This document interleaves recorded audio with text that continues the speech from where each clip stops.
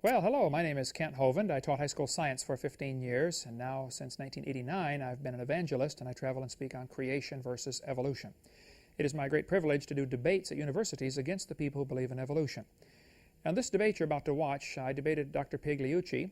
This is my second time to debate him. Each time we've had a debate, there were problems with the camera, the microphone, something went wrong. This debate was taped by two different cameras, one on just VHS and one on digital. The problem was the digital camera had a problem with the audio, and the VHS camera had a problem with the video, so we ended up doing the best we could from the two tapes of splicing them together. You will find times throughout here where the quality is not very good, and I apologize for that.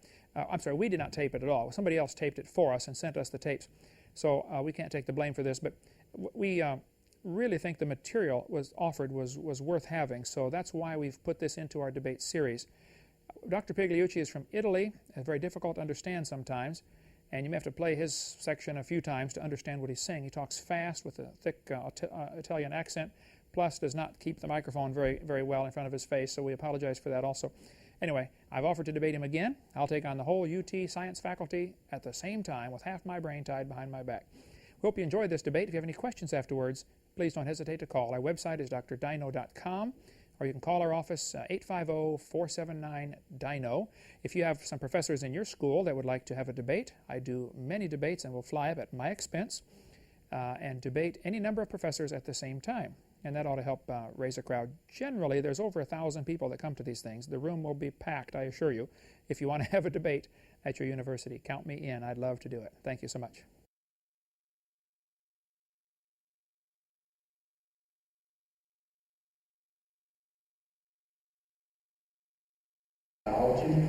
His research is on evolution of genotype and body interactions, i.e. the nature-nurture problem. He received his doctorate in genetics at the University of Ferrara in Italy and his PhD in botany from the University of Connecticut. He's currently working on a PhD in philosophy at the University of Tennessee. He's published 47 technical papers and 2 books on evolutionary biology. Dr. Pigliucci has been awarded several times the Oak Ridge National Labs Award for Excellence in Research and has won the prestigious Botany Prize from the Society for the Study of Evolution. As a skeptic, he's published in national magazines such as Skeptic and Skeptical Inquirer. He's given lectures for many humanist and free thought groups around the country and has debated several creationists, including Dwayne Gish and Ken Hovind. He produces a monthly e-column called Rationally Speaking and has authored Tales of the Rationalist, Skeptical Essays about Nature and Science, available in the lobby. His most recent, some of his selected skeptic publications include Bioscience, Skeptical Inquirer, and one title in particular to point out, A Case Against God, Science and the Falsifiability Question in Theology. Dr. Kent Hovind is considered by many to be one of the leading authorities on science in the Bible, and he's dedicated to the proclamation of factual scientific evidence that supports the biblical record of creation.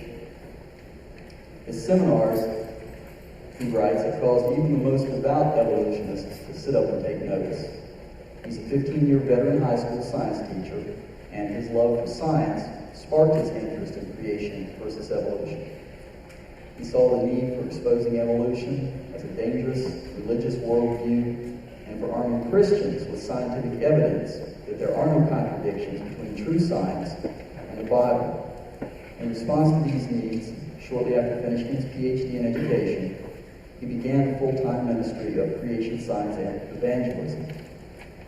Since its beginning in 1989, his ministry has continued to grow, and he speaks over 700 times each year in public and private schools, churches, university debates, and on radio and television broadcasts.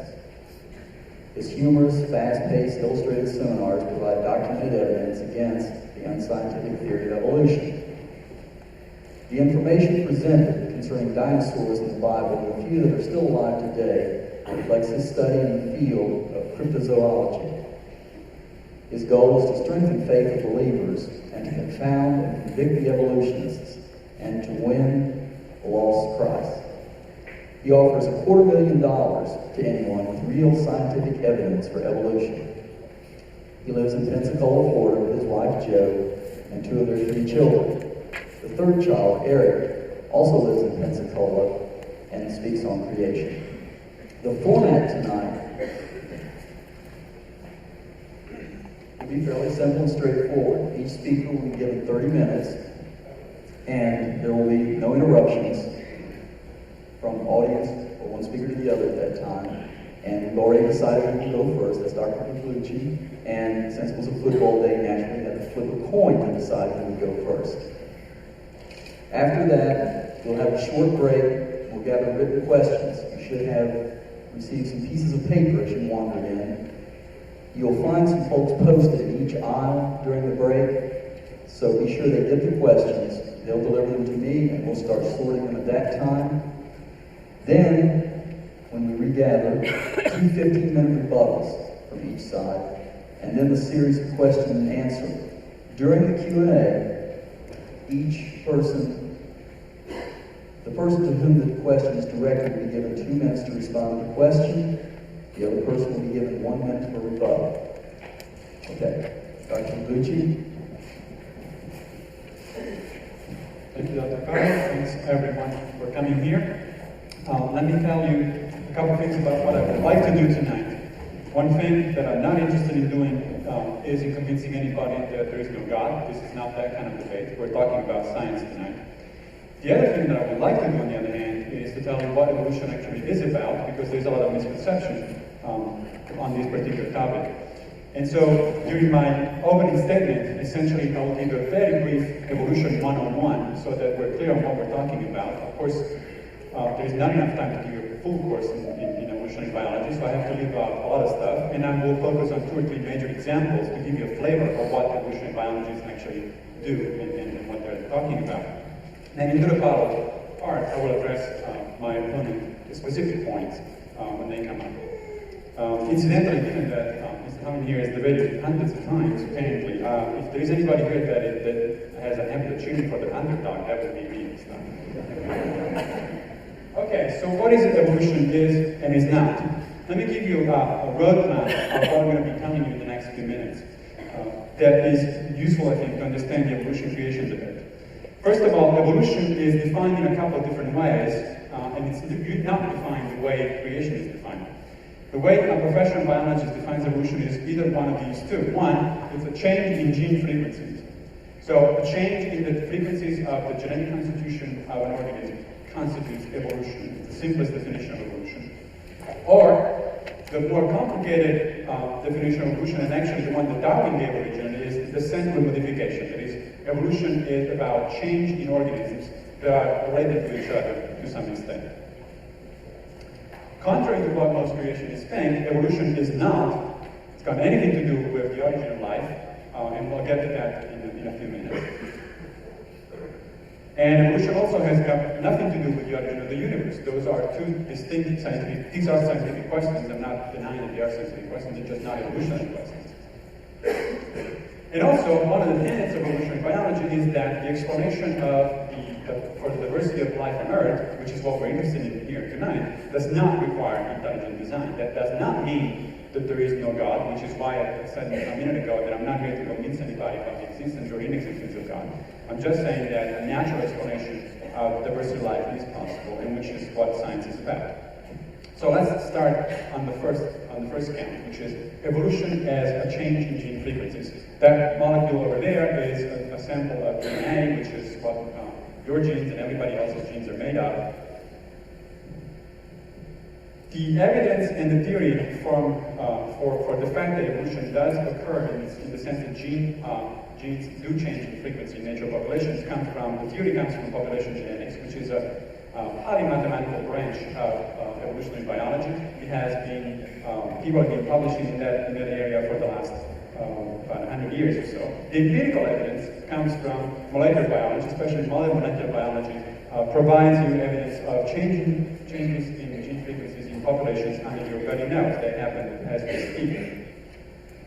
Examples are innumerable, and they cover every known kind of organism. There are studies in both theoretical population genetics and empirical molecular biology on viruses, bacteria, plants, fungi, animals, including mammals, primates, and humans themselves. One of the branches of molecular evolutionary biology deals with the evolution of man, or humans. Now let's get into an example, a specific example. As I said, I cannot give too much information into a 30-minute format, and I wouldn't want it otherwise, but let's get into a couple of specific examples so you get a flavor of what evolutionary biologists actually do. And I hope that you'll get the idea that evolutionary biologists don't go out there trying to convince people that there's a God. What we do is this.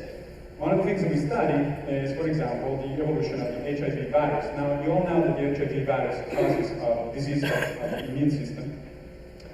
It is very common among vertebrates. In fact, it's found among dolphins as well. Something like the HIV virus is found among dolphins, which is why there's that pretty picture of dolphin out there.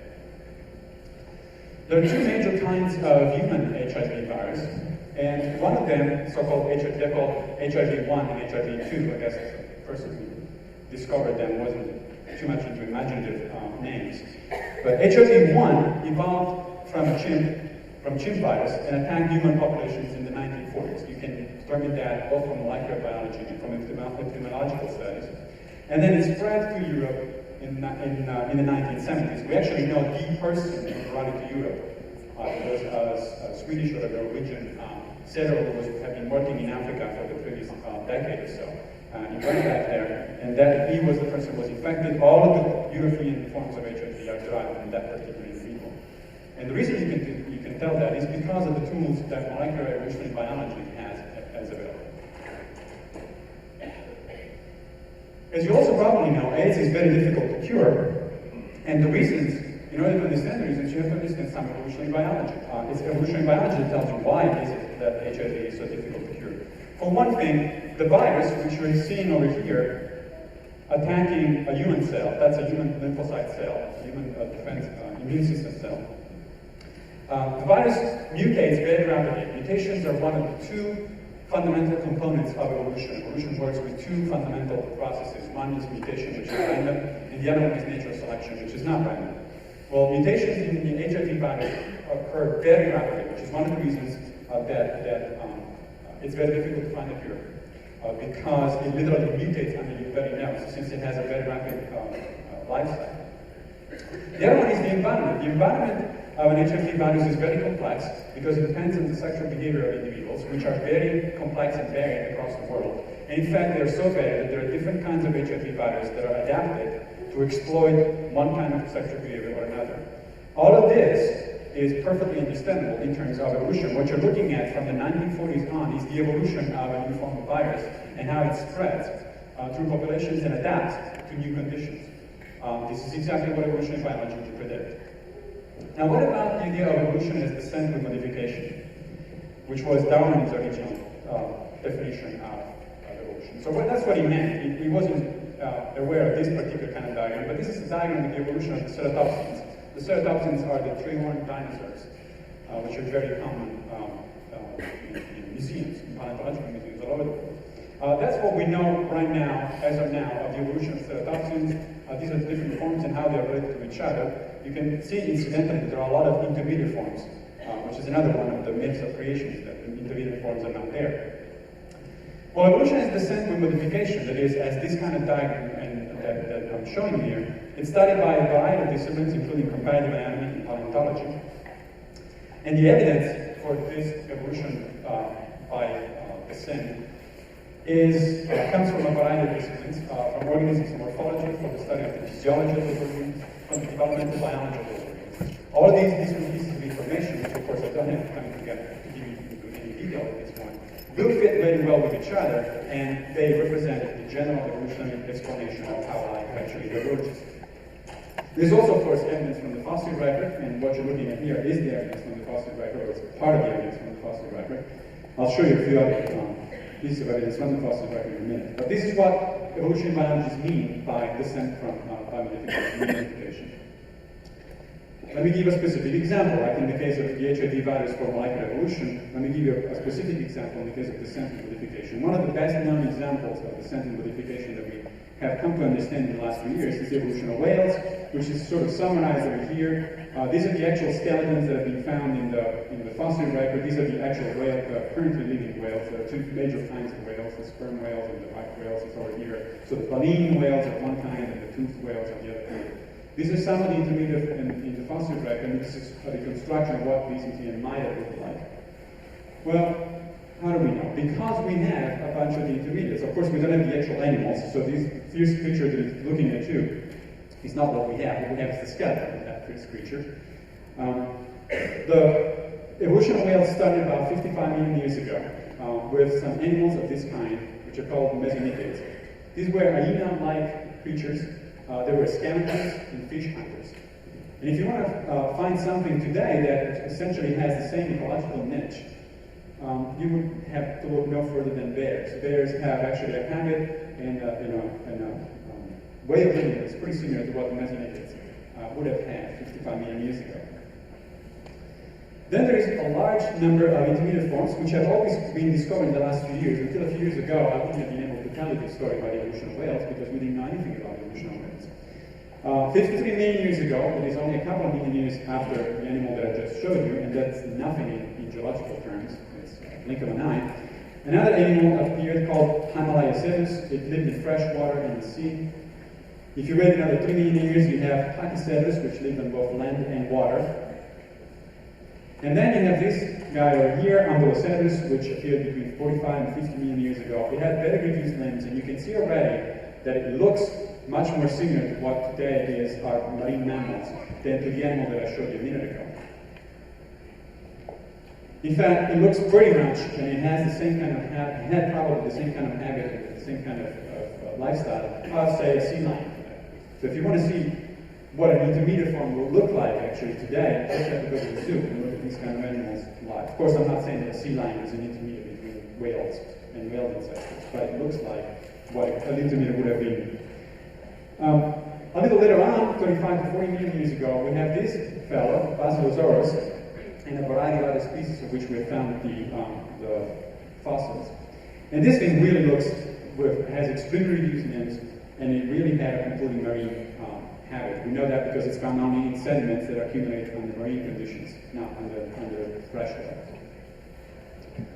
So, we actually know from combining these two kinds of information, the fossil information about evolution of whales by the sand, and the molecular biology of whales, that in fact whales are fairly closely related to hippos, which are these animals that we're showing you here. There's the hippo and there's the whale. They're very closely related, meaning that they share a common ancestor, last common ancestor, only about 55 million years ago. That's not that long ago. They both swim before walking. Obviously, the whales never walk, but the hippos do swim before walking. They nurse their young underwater. Their testicles remain inside the body, like in the case of the whales. They're hairless, like in the case of whales, because they're not very useful underwater. And they don't sweat, again, for the same reason. It's not very useful to sweat underwater, so they don't have glands to sweat. The third point that I wanted to make was that evolution is not a theory of the origin of life. The origin of life is sometimes caricatured as this thing over here. This is the primordial soup. That's my version of the primordial soup. The idea that there was this kind of broth of complex organic compounds that somehow gave origin to life on Earth. That may or may not have been the case. There are several alternative theories on the origin of life, but my point that I want to make tonight is that evolution has nothing to do with the origin of life. The reason for that is because evolution requires what's called heritable variation for natural selection to act. Before there were living organisms, by definition, there was no heritable variation. There was no genetic variation of these organisms because organisms were not there to begin with. So the transition between the non-living and the living, it's not really a matter of evolutionary biology at all. It is a matter of physical chemistry, or the interface between physical chemistry and biology. In fact, most of the people that work on the origin of life, and it is a very active field of research, there are several people that are interested in it. Most of those people are actually biophysicists or chemists, not biologists, for the good reason that there is nothing really that an evolutionary biologist can say one way or the other about the origin of life. It's just a different problem. Now, that doesn't mean that the origin of life is not a scientific problem. Of course it is. It's a pretty tough problem because it's something that happened probably only once and probably a long time ago. So it's, and of course there's very little or nothing in the fossil record that can help us to figure it out. So it is a very tough problem, but there are different ways of approaching it. Certainly I'm not going to give you the answer tonight. For one thing, it's because nobody knows the answer. For the other thing is because it will require several lectures just on that. But one of the clues is coming from these kind of pictures and this kind of theory. There is a theory in a branch of mathematics now that's called complexity theory, which deals with the emergence of complex systems.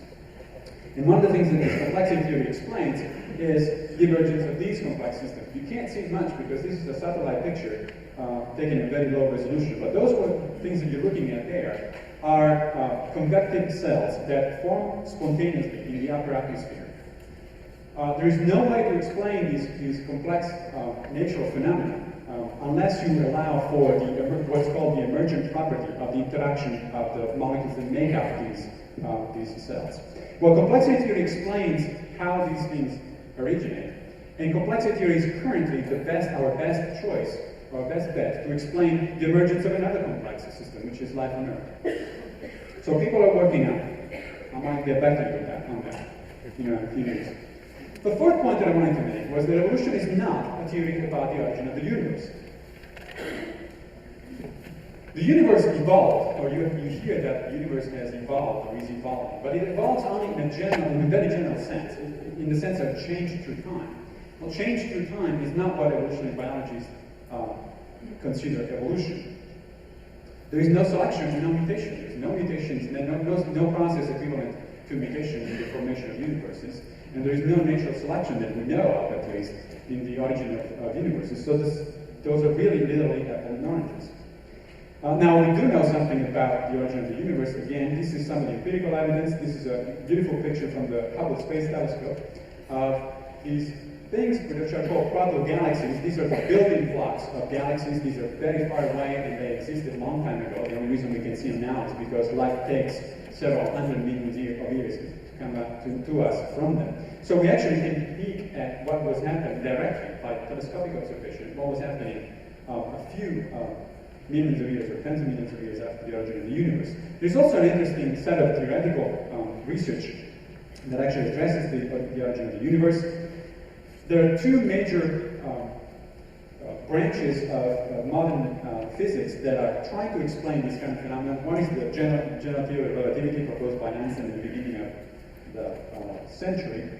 And the other one is quantum mechanics, and that Einstein actually never could quite accept because it just didn't fit his view of the world, and which was developed, ironically, based on Einstein's own research.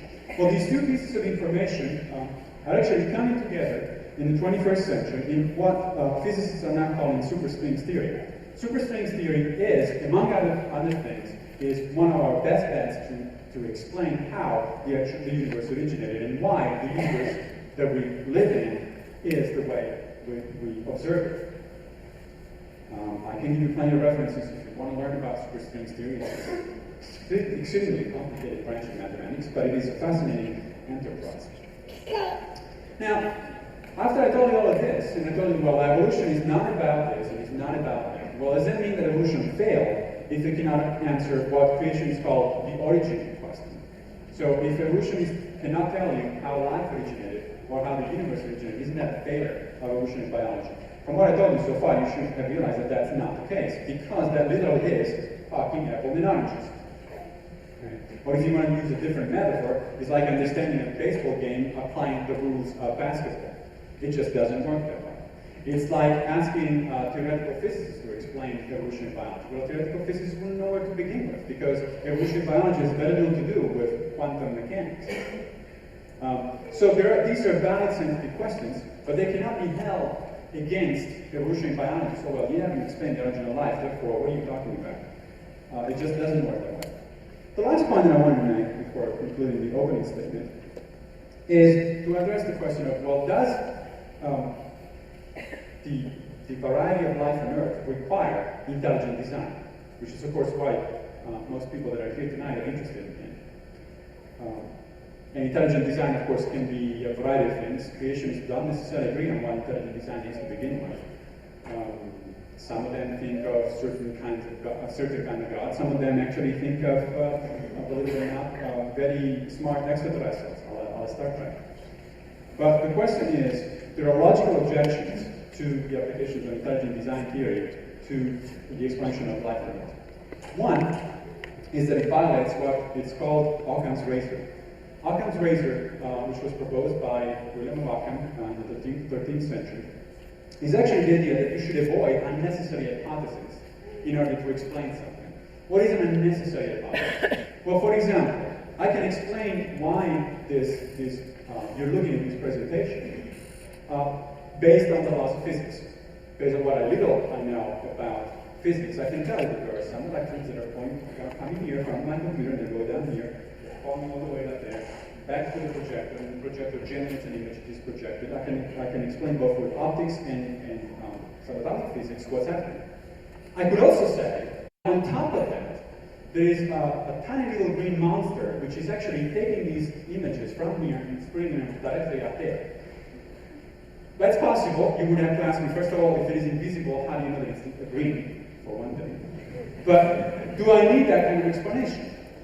No, I don't. That doesn't mean that there is no little green monster bringing my little electrons all the way to the image. It just is that I don't need that explanation.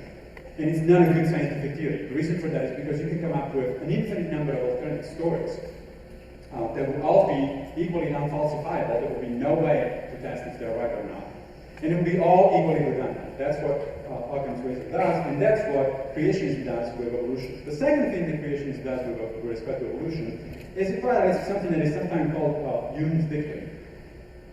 Hume didn't say it exactly along these lines, I'm paraphrasing here, but essentially said that when you want me to believe about extraordinary claims, you have to provide extraordinary evidence. The more extraordinary the claim is, the more extraordinary the evidence has to be. Let me give you an example. Suppose that a friend of yours tells you, just 5 minutes ago, I walked across the street and went to the Coke machine and got a Coke. Well, you wouldn't require any evidence from that kind of statement, because that's a fairly believable statement. It may or may not be true. I mean, I might not have walked over there, but nevertheless, it doesn't really tickle your curiosity that much. But what if that person says, I just disappeared from the front of this building and I materialized on the other side of the street and got my Coke and then rematerialized back. Now you got my attention. And now the question is, well, okay, what kind of evidence do you have that you can actually materialize and dematerialize at will? Why? Because that's a fairly extraordinary claim. And if you want me to believe that's a fairly extraordinary claim, you have to provide me fairly extraordinary evidence. So the difference between evolution and creation is that we have a pretty good explanation, by no means perfect, but a pretty good explanation, scientific and nature explanation of how life on Earth diversified. If you want me to believe otherwise, and if you want to believe that there was a direct intervention of a supernatural being, which we have no evidence and no way to tangibly check what that supernatural being is doing, well, then the burden proceeds it's on the other side, which is what I just said. Now, why do I say this? Because there are a couple of basic observations you can make about life on Earth, which are really directly against any explanation of intelligent design. For one thing, the story of life on Earth is very idiosyncratic. It indicates, therefore, what scientists call contingency and necessity. Contingency is the hazard, a series of hazard events that have no particular reason to happen in one way or another, or at one time or another. And then necessity is natural selection. That is, the organisms that survive tend to be the ones that have the most progeny. Well, one big example of contingency is the extinction of the dinosaurs. They got bad luck that day, 65 million years ago, when a meteor struck the Earth and wiped them out. They and several 100,000 other species. There's no reason why that could have happened. Should have happened one way or the other. It just did. There's some speculation, which is kind of interesting to think about, that if it didn't happen, dinosaurs would have evolved something like consciousness, and there will be a dinosaur here talking to you guys and trying to explain why is it that all these little mammals around here haven't made it beyond the stage of rats, which is what mammals were when the dinosaurs went extinct. It is possible that one of the reasons you're here tonight to enjoy these talks is because the dinosaurs went extinct 65 million years ago, but that was certainly a matter of contingency. The other kind of observation, which actually Darwin already made, is that organisms, contrary to what creationists were made to believe, are not well designed at all. In fact, they're fairly badly designed. One of the best examples of badly designed organs is actually the eye. The human eye is usually brought up as an example of extremely complicated and very well designed structure. Well, it is extremely complicated. It has been designed by natural selection over hundreds of millions of years, and it works pretty well, though not perfectly, obviously, because right now I see an ocean of more or less undifferentiated people if I take these off. So it's not perfect. But it's not perfect in a more fundamental way. For example, not many people realize that the human eye has blood vessels right in front of it. Okay, in front of the retina, instead of where a good engineer would put them, which is behind. One of the things that does is it causes all sorts of vision problems, including the fact that you have a blind spot. Now, could it be designed better? Yes. Has it been designed better? Yes. If you look at the eye of squids or octopuses or animals of that sort, actually they have the blood vessels in the back, not in the front. So I will conclude that either there was no intelligent designer and squids just got luckier than human beings, or the intelligent designer liked human beings much better than squids much better than human beings, which is possible. Now, thank you. I will actually not do this is my last slide for the introductory statement. If you have not followed all of what I said, or if you would like to learn more, that is the webpage where this thing is that there. It's called fpbio.edu skeptic. I will repeat this later on during the vote. As I said, it's quite difficult for people that are flooded with a lot of information all at once, actually to be able not to follow the whole thing, and that happens to me quite often. So the presentation is up there for anybody to see.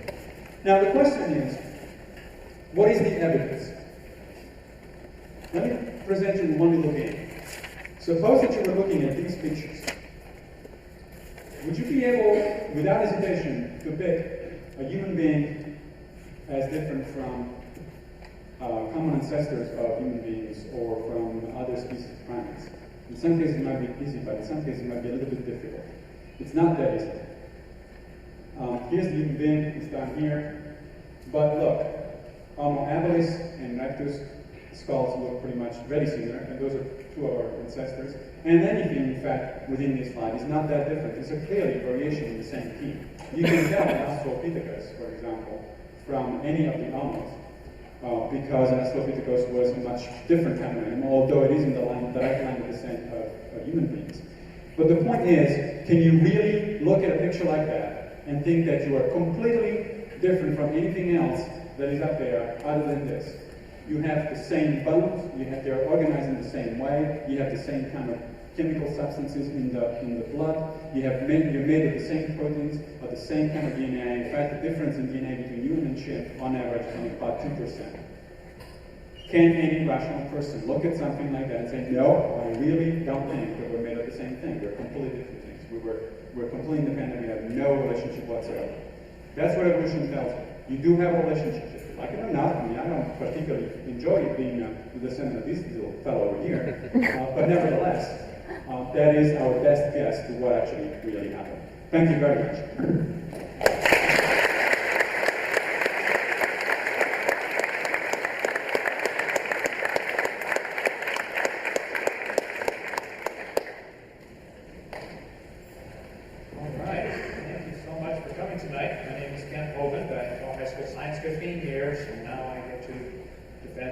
Biblical view of creation against those who believe in evolution. And I appreciate pointing out the obvious similarities between all these different animals. I think it ought to be obvious to any freshman law student that that proves a common designer, not a common ancestor. But we'll get into more of that later. Anyway, I would prefer a point-by-point debate because Dr. Bigliucci made about 30 different points, and I've got several pages of notes, and we're never going to get through them all. In a point-by-point debate, instead of minute by minute, you can take one topic and finish it, as opposed to, give 20 points and then you don't get time to respond to all of them. In a point-by-point debate, the opponent simply cannot change the subject to draw attention away from the fact that they don't have an answer. Okay, now, we need to define some terms. According to your website, funding, you spent $60,000 in one project, $124,000, $70,000, total $650,000 you've had in grant money to study evolution. I think I'm the underdog. Not you. I've never received one penny in federal funding, and I don't get paid by the university to conduct my ministry. We do this all on my own expense. And I noticed in your website and in your book that you have done a lot of study on plants. You have the dicot, the monocot, the tricot. I think the average 5-year-old would say that's still a plant. It's the same kind of animal. The Bible says they'll bring forth after their kind, which is exactly what you've seen happen in your laboratory. So you've done a great job of confirming God's word, and thank you very much for that. All right, we need to define some terms. Evolution is defined as a number of different things in the dictionary. Movement of a series, but the part we're talking about tonight is the development of a species, organism, etc., from its original to its present state. Well, now, exactly how far back do you go to get the original? He spent most of his 30 minutes tonight talking about, evolution is only, once life gets here. Well, where did life come from? It really is part of the argument because the evolutionists ultimately has to believe that we all came from a rock 4.6 billion years ago. Though, slowly, of course. Harder than it was quicker. The theory that all species develop from earlier forms, this is typical dictionary definition of evolution. Now, science is things that we can observe, things that we can study, things that we know. God is the creator of science. God gave us the ability to study and to observe and to know. And the eyeball is fascinating. I can't believe you brought that up, Dr. Bigliucci. Well, we can get into more than rebuttal, but I can't pass that one up. The retina in your eye is protected by blood vessels in front because we live in the air. UV light is not a good insulator for air. And the blood vessels are the body's last defense against ultraviolet light. Now, octopus live in the water, and water stops UV light. So they don't need the blood vessels in front, they need them behind so they can see better in low light conditions. Now, if you believe the octopus has a better eye, I will pay to have yours swapped with an octopus any time. I assure you, you will blind in a few days. You need the blood vessels in front. So, science is things that we can observe, things that we can test or demonstrate. A theory is a speculative plan, a formulation of underlying principles of certain observed phenomena which has been observed to some degree. Principles of an art or science rather than its practice or a conjecture or a guess. Now, a myth is a traditional story serving to explain some phenomena. I contend that evolution is a myth. It is not observable. There's no observable evidence. We are so convinced there's no evidence for evolution, we offer $250,000 through our ministry. I don't have the money, but a rich friend of mine does. $250,000 for anybody with any real scientific evidence for evolution. It is nothing but mythology that students are all paying to be taught. Okay, it's a fictitious story, a person or a thing, according to the dictionary. This fellow said, evolution and the myth of creationism, I need to object to. Once again, as I've done 50 some times, when they introduce the debate, they always say, it is evolution versus creationism. If anything is an ism, it is evolutionism, not creationism. If you're going to call one an ism, they both should be isms, okay? So it's evolution versus creation, or evolutionism versus creation. Here's the problem with this title. They put the ism on creation, and it should be on evolution. Myth also applies to evolution, and the facts supporting evolution have all been disproven or misinterpreted. And I took furious notes on all the things he was giving us evidence for evolution, and if we had time to go point by point, we could refute all of those very easily. You may want to watch my 15-hour seminar where I do just that on videotape out there. Many evolutionists will not debate against creationists, and I really appreciate Dr. Bigliucci debating Dwayne Gish 4 times and me now for the 2nd time. I can tell you, it is very difficult to find an opponent. I would not want to defend the idea that we all came from a rock. I don't know why anybody would either, but some people, it is hard to find an opponent for this. They prefer to get in front of their students where they have the academic advantage and psychological advantage. They don't like to take on creationists, and they give all sorts of reasons for this. Dr. Eugenia Scott, I debated one time on the radio. I'm glad to do it again. She said, you should not debate creationists because they present a flood of points you don't have time to refute. Called the Gish Gallop is what they've dubbed it. Dwayne Gish will give 50 points and you don't have time to refute it. Well, that's my whole point. I'd rather do this point by point. And I asked you before if you'd like to do that, and you said, no, you don't have 30 minutes, and me take 30 minutes. Okay, we can do it this way, but during Q&A, maybe we can just go point by point until the point is finished. Okay? They get 100% class time for all the students, 6 hours a day, all year, for 12 to 20 years without getting any evidence against their theory or for creation. So I think, yes, we do give a flood of points because we only get a short amount of time to get the job done. That does not prove the flood of points is wrong, of course. It's just it's a cop-out saying they give too many points to refute. That is not an answer at all. They say they attract more creationist supporters than scientists. Well, not everyone's welcome to come tonight. We're doing this on your university. I'll be glad to go to any university, anytime, at my expense, and debate against evolution. I think students need to hear the other side. And who gets to decide who's a scientist anyway? See, in the evolutionist mind, if you don't believe in evolution, you're not a scientist, and therefore all scientists believe in evolution. You don't need to be a genius to figure out we have a little problem there if you're going to let them define who is a scientist. And the public, Jeannie Scott says, the public rarely has the background to understand the complex answers. Let me translate that for you. We're smart and you're dumb if you don't believe in evolution. That's how that translates. Anybody else get that translation out of it when you read it? That's what I got out of it. They're going to say the creationists like debates because it will ensure that a bigger crowd than if they spoke alone at some church. I would challenge you, Dr. Viviucci or any other evolutionist, I want you to schedule a meeting to speak on evolution when there's no debate, when there's no controversy, and no students are required to come as part of their grade, and see how many folks show up. Just try that sometime. I average over 1,000 a week in churches I speak at, and it's churches of 15,000. People come, people flock for this topic, okay? And nobody's forced to come to my seminars like they are at the university where they have to go to some class, to get the grade or something like that. So schedule a voluntary meeting and see how many folks come. I think you'll be surprised. Here's how science is supposed to work. You're supposed to observe the universe. You're supposed to create a hypothesis or a theory to explain what happened. You're supposed to present evidence. And I like what you said about Hume's, wasn't Hume's razor, what was it? Hume's, Occam's razor, but Hume's dictum. Okay, yeah, like Aristotle's dictum. If you have an extraordinary point, you need to claim you need to have some extraordinary evidence. And I think to claim that we all came from a rock 4.6 billion years ago is an extraordinary claim. And that would require some extraordinary evidence before I'm going to cheerfully volunteer to let my tax dollars pay to have that be taught to all the students in the school system. And if the theory can be falsified, you should throw it out and go back and get a new theory. If you cannot falsify it, possibly you have the right theory. And then you keep testing and testing, and somebody someday decides it is a law, like the law of gravity. That's how it's supposed to work. Okay, the creationists have a theory, and evolutionists have a theory. They call theirs a theory, so let's subject it to the scientific method. What observations do we have to support the idea that any animal ever changed into another kind of animal? You showed some pictures up there of the whale, and I'd love to spend an hour getting into the evolution of the whale. And I'd like you to show real, honest pictures of what they actually found, not the reconstructed idea of what it might have looked like. And I think the average audience would be surprised at how little evidence there is. And plus, if you find a bone in the dirt, all you know is it died. You don't even know where it died. You just know where it ended up getting buried. That's all. That's all you know. And you sure don't know that it had any kids. And you definitely don't know that it had different kids.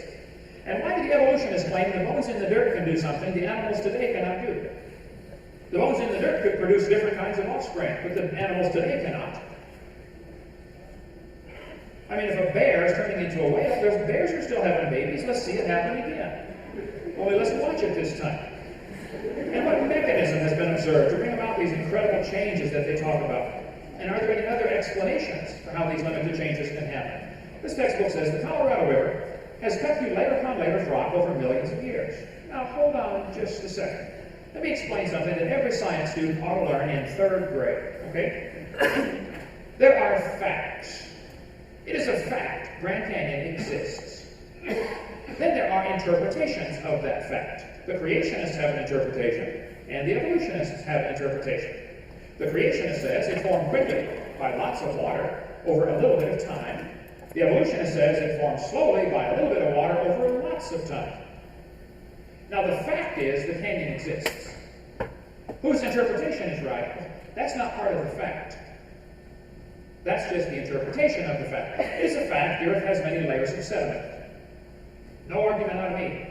I've seen it. I've been to let's see, 26 countries in all 50 states and 7 Canadian provinces, and I've seen lots of Grand Canyon, lots of canyons, climbed on 40 volcanoes. There's no question the Earth has lots of layers. How did they get there? Well, the creationist says these layers are from the flood of Noah. The evolutionist says each layer represents millions of years. Now, what happens, the students are often taught that this line really doesn't exist, and that the evolutionist interpretation is part of the fact column. And that is where the tragedy comes in. No, that line definitely does exist, okay? And your interpretation of the fact is not part of the fact. I'll show you. If you built a dam across Grand Canyon, a huge lake would form behind it. Actually, Grand Canyon is a breached dam. As anybody that studies the topic will know, the snow line on that picture kind of tells the story. In between those two red lines is snow, the white part, and that is a higher elevation. Grand Canyon is cut across the middle of a wrinkle, called the Kaibab Uplift. It's like a long range or ridge of a mountain range, like wrinkling a piece of carpet, a fold in the carpet. Okay. The top of this Kaibab Uplift is about 7,000 or 8,000 feet above sea level. The river enters the canyon 2,800 feet above sea level. Now, that's interesting. The river flows downhill. All known rivers flow downhill. Okay? As the river is flowing downhill, the ground is rising up. Now, let's just study the scientific observations here, okay? The top of the canyon is higher than the bottom. Anybody disagree? Just stop me inside, okay?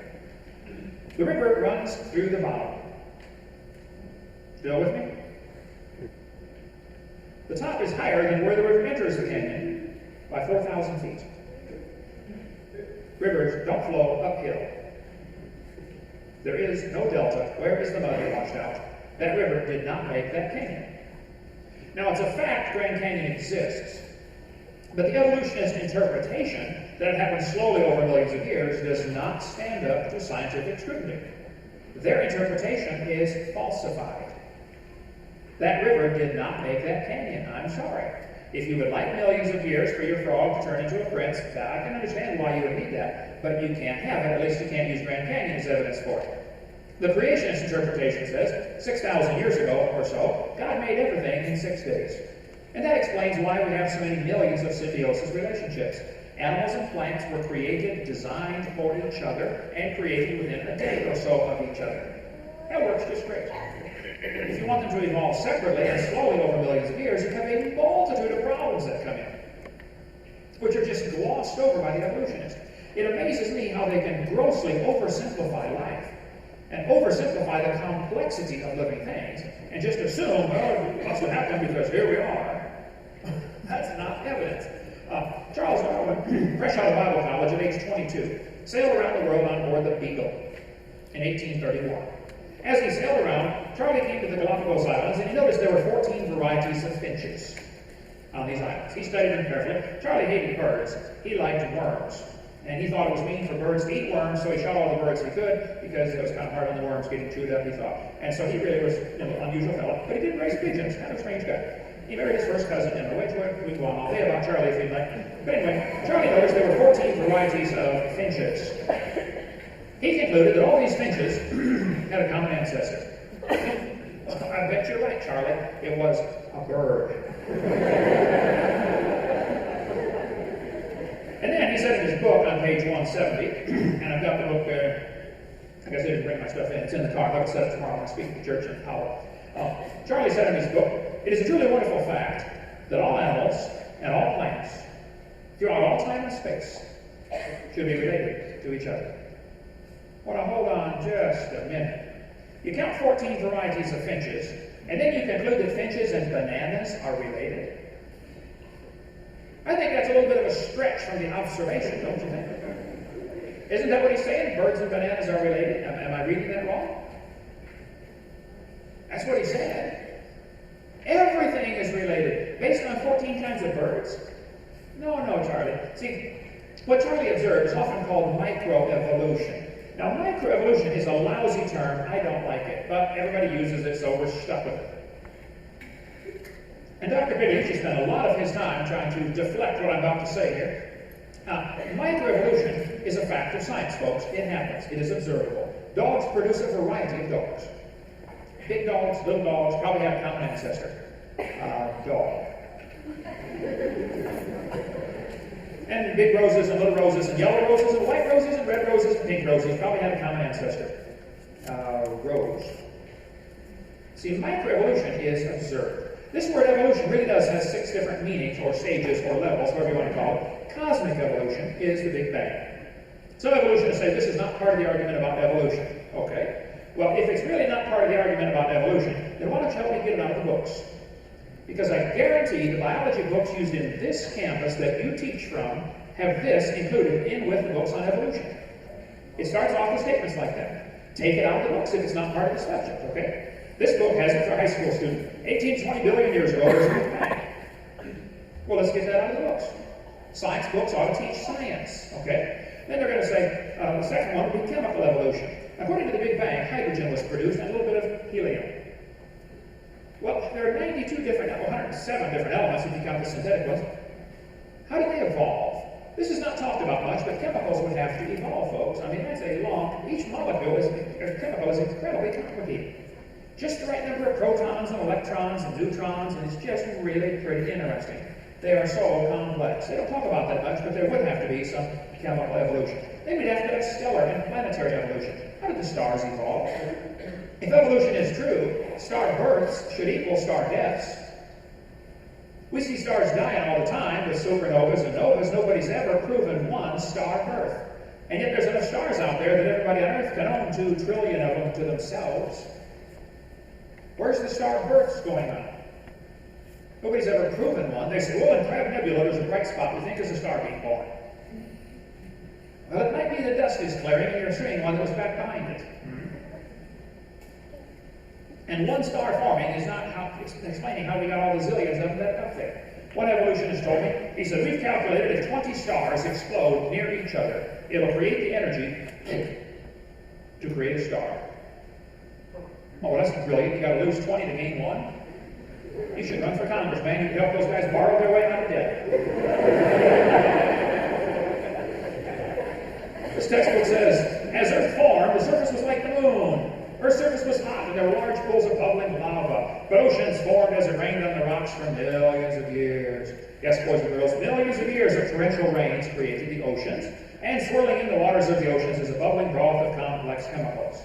Progress from a complex chemical soup to a living organism is very slow. Oh, I guess it is. It's totally stopped. Doesn't happen at all. That's how slow it is. This guy says in a college textbook, the first self-replicating systems must have emerged in this organic soup. Now, if this is not part of the argument about evolution, then get it out of the course you teach on evolutionary biology. See, students are being deceived by the meaning of this word evolution. Then we have to have organic evolution, the origin of life. Ultimately, the evolutionist has to believe in spontaneous generation, which was proven wrong for the last few centuries. All sorts of folks have proven it doesn't happen. Go read the reports of Francisco Redi and Louis Pasteur, and you'll see spontaneous generation doesn't happen. But the evolutionist has no other choice. They'll say it had to happen because we're here. Oh, that's brilliant logic, all right. See, according to the theory, if we simplify it, you got 20 billion years ago, Big Bang, and then 4.6 billion years ago, the Earth cools down, and 3 billion years ago, life appears in the soup. And this early life form finds somebody to marry. Pretty good trick, of course, and something to eat, and very slowly evolves into everything we see today, from elephants to bananas and humans, all came from this soup. That's what the theory says. I mean, I'm not making it up. It's their theory. I didn't make it up. Now, cosmic, chemical, and stellar evolution would take place first, and then we have organic evolution, origin of life, and then we have macroevolution, changing from one kind of animal into a totally different kind of animal. Those are the first few steps of evolution, the first 5 of the 6 that I have there, and those aren't talked about much. They try to focus the attention on variations within living kinds right there. And that's what Dr. Bigliucci is trying to do tonight. He's trying to show us variations within the same kind of plant or animal, and draw attention away from the first 5 major steps that would have had to take place in order for this 6th one to even be able to start happening. So, microevolution, though it's a lousy term, is science. Variations happen within the same kind of animal. You admit the first 4 steps are not proven and are not part of science, not part of evolution at least, then why don't you help them get them out of the books used on this campus? How many students in this campus right here? Would you report to me in about 3 or 4 months and tell me how much effort he has put into getting those out of the textbooks, please? Okay? Let me know. See, the textbook here says mammals, birds, and crocodiles have a common ancestor. Now this is pure speculation. This is propaganda, Soviet style. That's not science. All those trees of life with their branches of our ancestors is a lot of nonsense. Even Mary Leakey admits that, and she believes in evolution. British Museum of Natural History has a director called Colin Patterson. He was asked, Luther Sunderland read Patterson's book about evolution. Patterson wrote a book about evolution. Sunderland read it and said, Mr. Patterson, I read your book about evolution, but I noticed you never showed any missing links. Why didn't you show us any missing links? Patterson wrote back and said, I fully agree with your comments on the lack of evolutionary transitions in my book. If I knew of any, fossil or living, I would certainly have included them. I will lay it on the line, there is not one such fossil. Now, Dr. Bigliucci claims there is a multitude of intermediate fossils. Dr. Colin Patterson, who has his hands on the largest fossil collection in the world, says there isn't one. Somebody is mistaken here, folks. Even Stephen Gould, the communist professor at Harvard, says the evolutionary trees that adorn our textbooks are not from the evidence of fossils. They make up these trees. It's based on imagination. It doesn't happen. It's true dogs produce a variety of dogs. No argument out of me. That happens. And you might get some really wild dogs. I mean, really bizarre variations. But you're always going to get a dog. Nobody's ever seen a dog produce a non-dog. And if it did, who would it marry? Think about it. You might get a big dog or a little dog, but you're always going to get a dog. And it could be the dog, the wolf, and the coyote have a common ancestor. I would not argue about that. But they're still the same kind of animal. Let's see if we can find the youngest kid in the room here. Anybody here under 7? How old is he? 6 and a half. What's your name? What? Joshua? Joshua, up here on the screen, I have a dog, a wolf, a coyote, and a banana. Which one is not like the others? The banana. Let's give him a hand.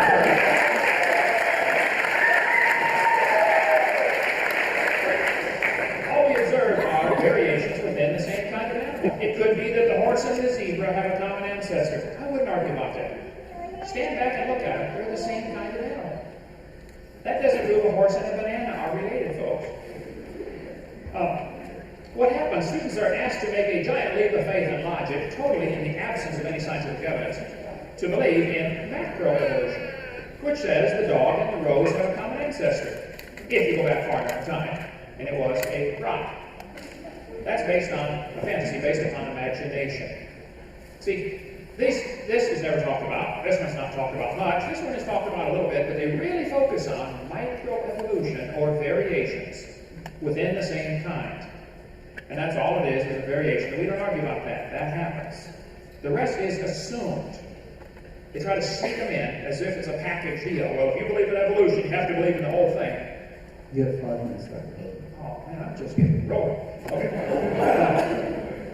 Number 6 of those 6 is true, but the other 5 are smuggled in. Students are given one definition, like descent with modification, which is true. Even Dr. Bigliucci tonight in his slide said, evolution is a change in gene frequency over time.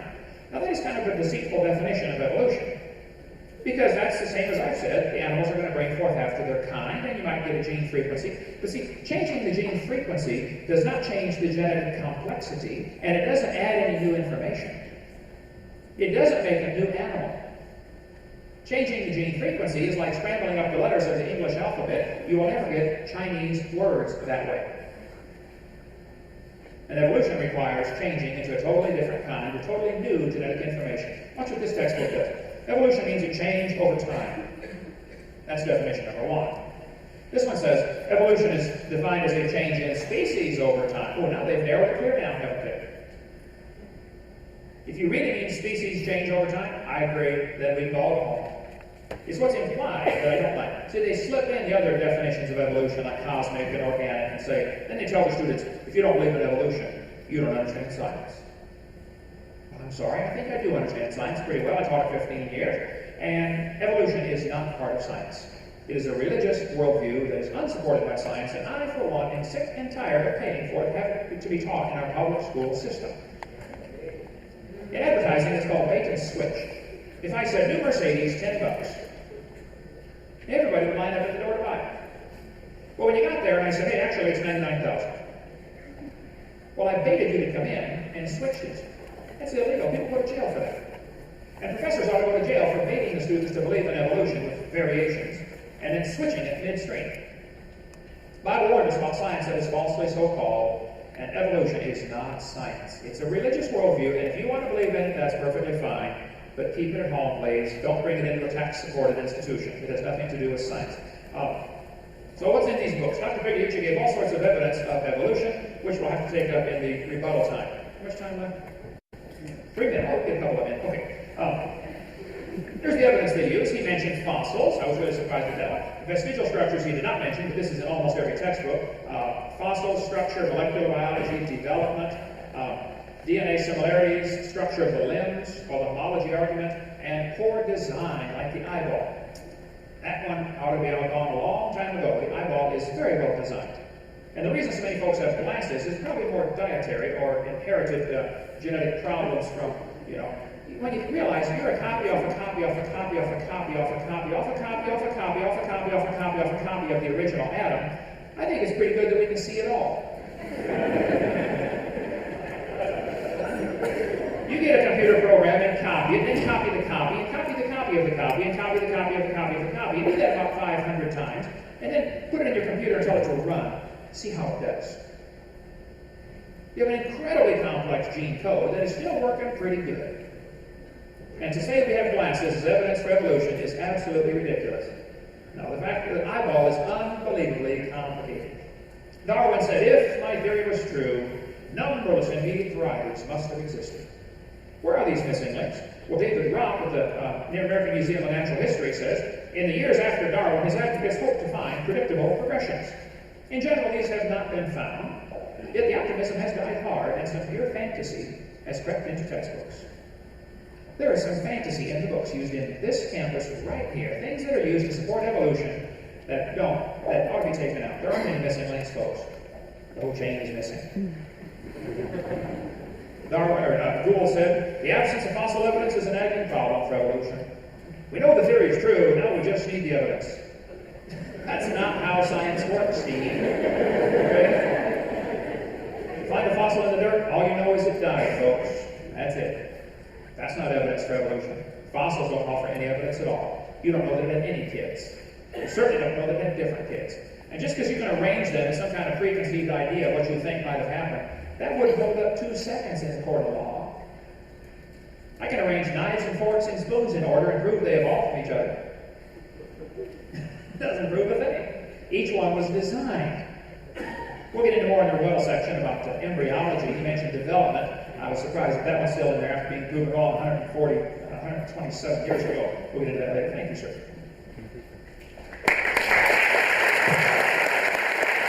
So I got some quotes from his presentation. He said, it amazes me how evolutionists can oversimplify. I got it. It amazes me how he can oversimplify science. Listening to his tirade was one of the most simplistic versions of science that I've ever heard, and I was really astonished. I mean, the writers of Star Trek get it much better, not only in the details, but in the general picture. According to physicists, biologists, astronomers, geologists, chemists, and all the others, these people that spend their lives getting PhDs and working in labs, oh, a bunch of fools. After all, it is obvious that they missed something that a 70-year-old could get just in a minute. Did you smell the rat there? Is that really conceivable, a conceivable thing? I mean, these people are all a bunch of idiots out there that are being paid, and they spend a lot of time studying to come up with things that, golly, if you just think about it for 1 second, you realize that they're wrong. I think the thing is a little more complicated than that, you can think of it myself. And by the way, what is the problem with bananas anyway? There's so many times that instead of being there's a problem with bananas, evolutionists don't say that dogs or monkeys come from bananas. That's not what we say. Now, men also consider that he has managed to talk for over 30 minutes, no, for about 30 minutes, and said nothing, not a single thing, in favor of the creationist model. He seems to be thinking that he win by default, but this is not a match, this is not a sports match. It's not if your opponent leaves, you're left the winner. the burden of proof is on both sides, not on one. It's not because you find a couple of problems with evolution, which any evolutionary biologist, by the way, would readily say that there are problems with evolution. I'm a professional evolutionary biologist. If there were no problems with evolution, if we knew everything, I would be out of a job. And that wouldn't be good. So it's in my interest that there are problems. Now he said, if the Big Bang and the origin of life are not science, why not get them out of the textbooks? Well, you didn't listen. That's not what I said. I said that Big Bang and the origin of life are not questions within evolutionary biology. Not that they're not science. I did say that they're science. I even proposed a couple of areas of science that are actually working on those problems. So they're not supposed to get out of textbooks. They're supposed to get into the physics textbooks and into the chemistry textbooks, respectively, not in evolutionary biology textbooks. And by the way, they are not in evolutionary biology textbooks. The origin of life is mentioned in the beginning, a few paragraphs in some general biology books, but not in evolutionary biology textbooks. Evolutionary biology just doesn't deal with it. I want to be a millionaire.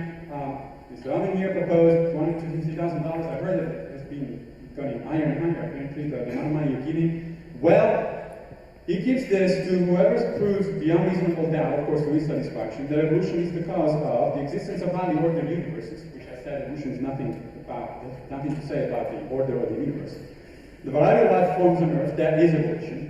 And the fact that man is the most advanced of such life forms, I don't even know what the most advanced life form actually means. There are plenty of animals that do much better on this planet than we do, so I don't understand what that word means. But anyway, I did give my evidence on all those counts to Mr. Alvin. The last time we met in Atlanta a few months ago, I don't even receive a reply, other than the money.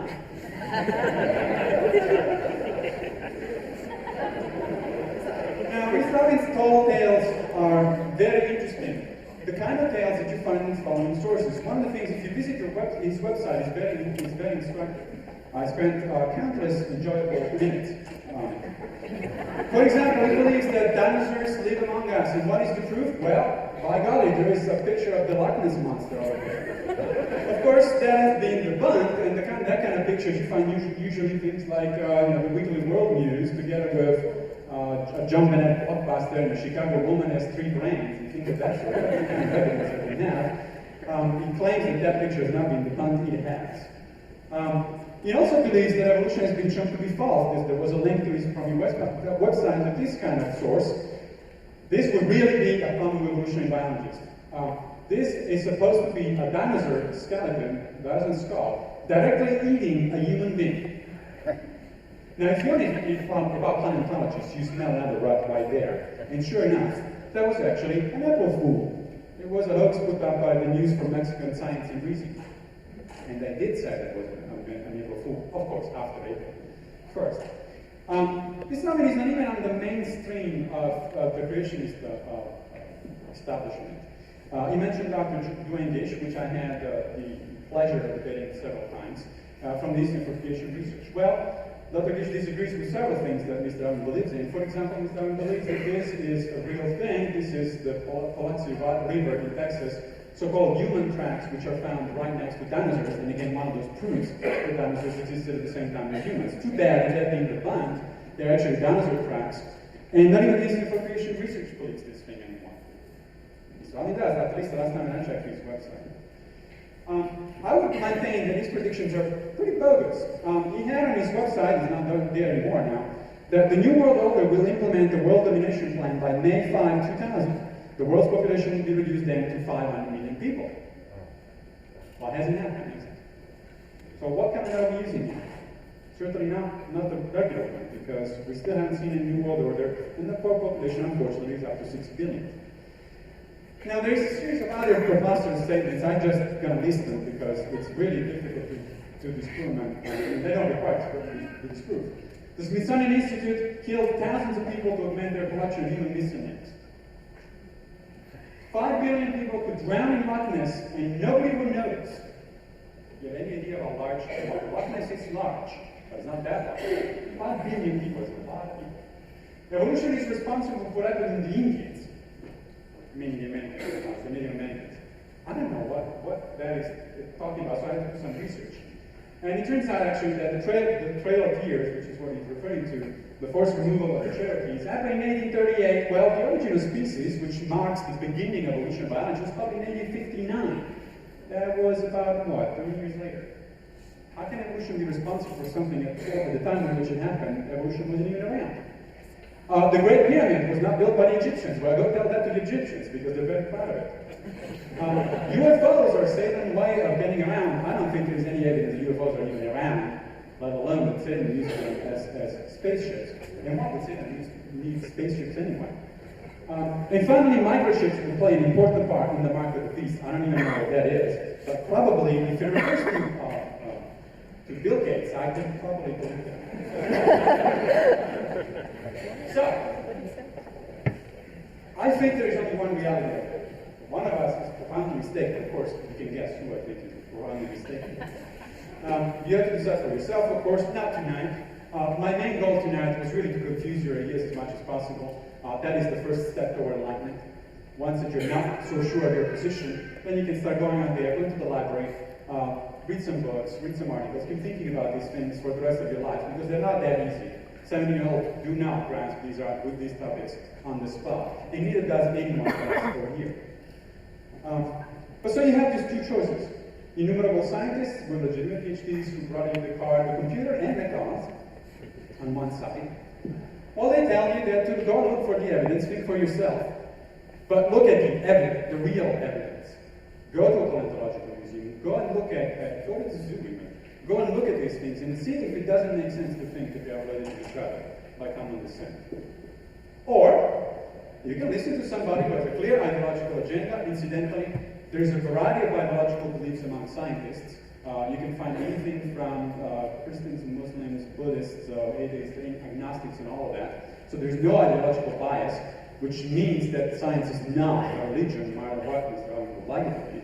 On the other hand, there is a clear bias on the other side. Essentially, every single creationist that I know not only belongs to a particular religion, but it belongs to a particular subset of that religion. That seems to be a bias.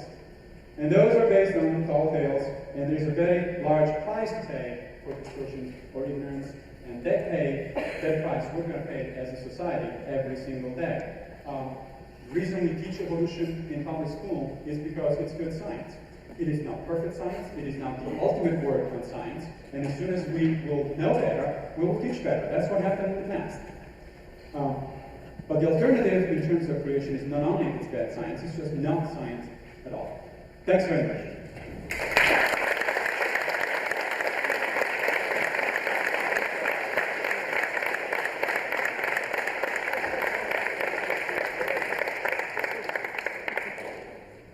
All right. Well, this is why I said at the very beginning I much prefer point by point as opposed to minute by minute, and we will try to get as many points in here as we can.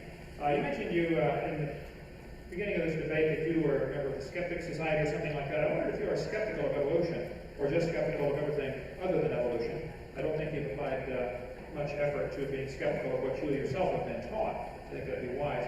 The examples you gave of evolution, like HIV virus and saying it mutates, well, it is still a virus. And the obvious point I would like to make on this is the fact that so many people are getting these sexually transmitted diseases starts making God's word look an awful lot better. He was right from the beginning. One man, one woman for a lifetime. No premarital sex, no extramarital sex, no homosexuality, no bestiality. That's what God said right at the beginning because he knew what was best. I think maybe God was pretty smart.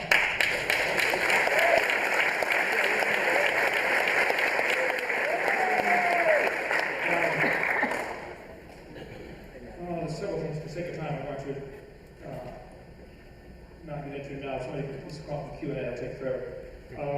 You said the burden of proof is on the creationists. That's a fascinating trick that people use all the time. Burden of proof is interesting.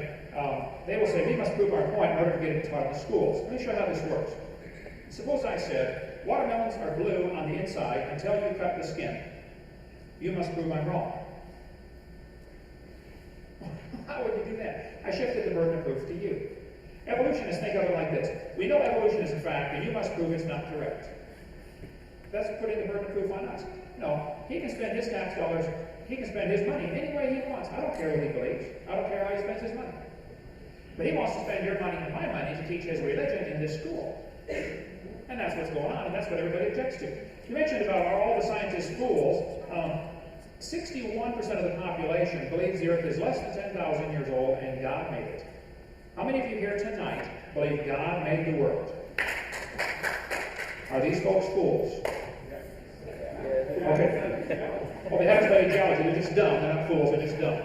That's what you're implying. When I said, are they fools? You said, no, they just haven't studied. In other words, they're dumb. That's what you're implying. That's exactly what you said. How many of you felt like he said that to you? There we go. Okay. Half of them. Let's see. The extinction of the dinosaurs 65 million years ago, that would be interesting to talk about that for a long time. Okay, some of the ad hominem arguments you gave in the last rebuttal here, I'd like to address. It seemed to be a blast open instead of defend evolution. The Champ photo, the picture you showed was Lake Champlain, not Loch Ness. Okay, they're several thousand miles apart. Okay, Lake Champlain is in America between New York and Vermont. That was the Lake Champlain photo, and that has never been debunked. Okay, about 1,000 people claim they've seen Champ. Discover Magazine, 1998, 58 people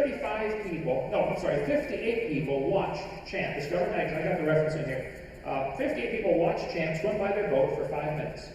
Reported in Discover Magazine, 98. I can get you the documentation if you'd like. There have been a lot of people who claim they've seen Loch Ness Monster. A lot of people claim they've seen Champ. I just put on my website and in my seminar some of the thousands of sightings of dinosaurs that might still be alive. I have never claimed that they are. I think that they probably are if you're still alive. But I think if you listen carefully to my tape without bias, you will say Hovind treats this very realistically. He says, here's the evidence. Now you look at the evidence and decide what you want. I have personally interviewed over 60 people who claim they've seen one. I've never seen one. I've talked to 60 people who claim they have. That's as far as I go with it. How many seen my tape 3 about dinosaurs still living? Get it on there in the back table. I'll give you one tonight if you like one. Okay. You mentioned there was a link on my website about the dinosaur eating the man. Now, either you're misinformed or you're lying. There was never a link on my website. I mentioned in a seminar one time, somebody sent me an email as I was heading to a meeting, and they said, hey, did you see they found a picture of a dinosaur eating a man? I said, no, that's interesting. That night in the seminar, I said, somebody just sent me an email to say that they found a skeleton of a dinosaur eating a man. I haven't checked it out yet, but you might want to check out this website, and I gave the website verbally to that one church. The next day, somebody said, well, have you checked out that website? I said, no, I just heard about it yesterday. I'll check it out today. I checked it out, found it's an April Fool. It was never on my website. Stop telling people it was, okay? All I did was one time say that I just got an email about this and I haven't checked it out yet. That's what I said. Okay. Let's see. Slinging mud, it's easier to sling it than get it off of you. You mentioned that I made a prediction the New World Order would come May 5th of the year 2000. Now you need to go back and watch the tape yourself, okay? I've got the documentation. I showed the cover of a book and I said, and right beside it was the text, I don't have it with me anymore. I said some people in the New Age movement, a guy named Richard Noone, N-O-O-N-E, had written a book called May 5th, 2000, The Coming Ice Epoch. He said that by May 5th, we're going to have the population down to 500 million, and this is going to be necessary to bring in the New World Order to get rid of some of the people that are here. All I did was say, some people in the New World Order would like the population reduced to 500 million by May 5th. How many heard me say that in my seminars over the last few years? I never said it's going to happen. I said some people in the New World Order would like it to happen. Now, correct your seminar, please. Don't accuse me of saying that. I don't set any dates. I don't know when the Lord's coming back. Could be tonight. I hope so. Anyway. You mentioned that I said 5 billion people could drown in Loch Ness and nobody would notice. Now that is just simply bad journalism or a lie. I said in my seminar, 5 billion, actually 6 billion people could drown in Loch Ness and nobody would show above the surface. That is indicating the volume of that lake is big enough to hold the entire population of the world. That is not saying nobody would notice. Now, correct your seminar, please, okay? I never said that, and don't accuse me of being a liar, because all I said was, and you check out the volume of Loch Ness, it will hold the bodies of 6 billion people. Figure it out for yourself, okay? The Trail of Tears, when the Cherokee Indians were moved out of this area right here in 1938, and then you mentioned, I said that what happened to the Indians is largely responsible because of the teaching of evolution. Just because Darwin's book came out in 1859, you should know of anybody who teach courses on evolution. The evolution theory has been around long before that. Aristotle taught a form of evolution. He had his great chain of being in 400 BC. Charles Darwin's grandfather, Erasmus Darwin, wrote most of the things that Darwin plagiarized in his own book and never gave his grandpa credit. The theory of evolution has been around since Satan in the Garden of Eden when he told Eve, you can be like God. That's what evolution says. Man is evolving and progressing. And what happened to the Indians was the result of the racist philosophy that one race is better than another, and the white man's manifest destiny is to rule this continent from shore to shore, and it is directly tied in with evolution thinking that one race is better than another. The Bible says very clearly, all nations are of one blood. Read Acts chapter 17, Acts chapter 2. A couple other references talk about that. We all descended from Adam, and then later from Noah at the time of the flood. There is certainly no biblical reason to be a racist. The Bible offers no justification for racism at all. But if you check the history, you find Adolf Hitler killed the Jews because he thought they were an inferior species. He also hated the blacks because they hadn't evolved far enough. Pol Pot killed half of his entire population because of his belief in evolution. He was a communist. He killed half the Cambodians because he wanted to help speed up the process. Adolf Hitler had decided that blonde-haired, blue-eyed Norwegians, born as Nordic dog, yeah, sure you betcha, he said they were the superior race.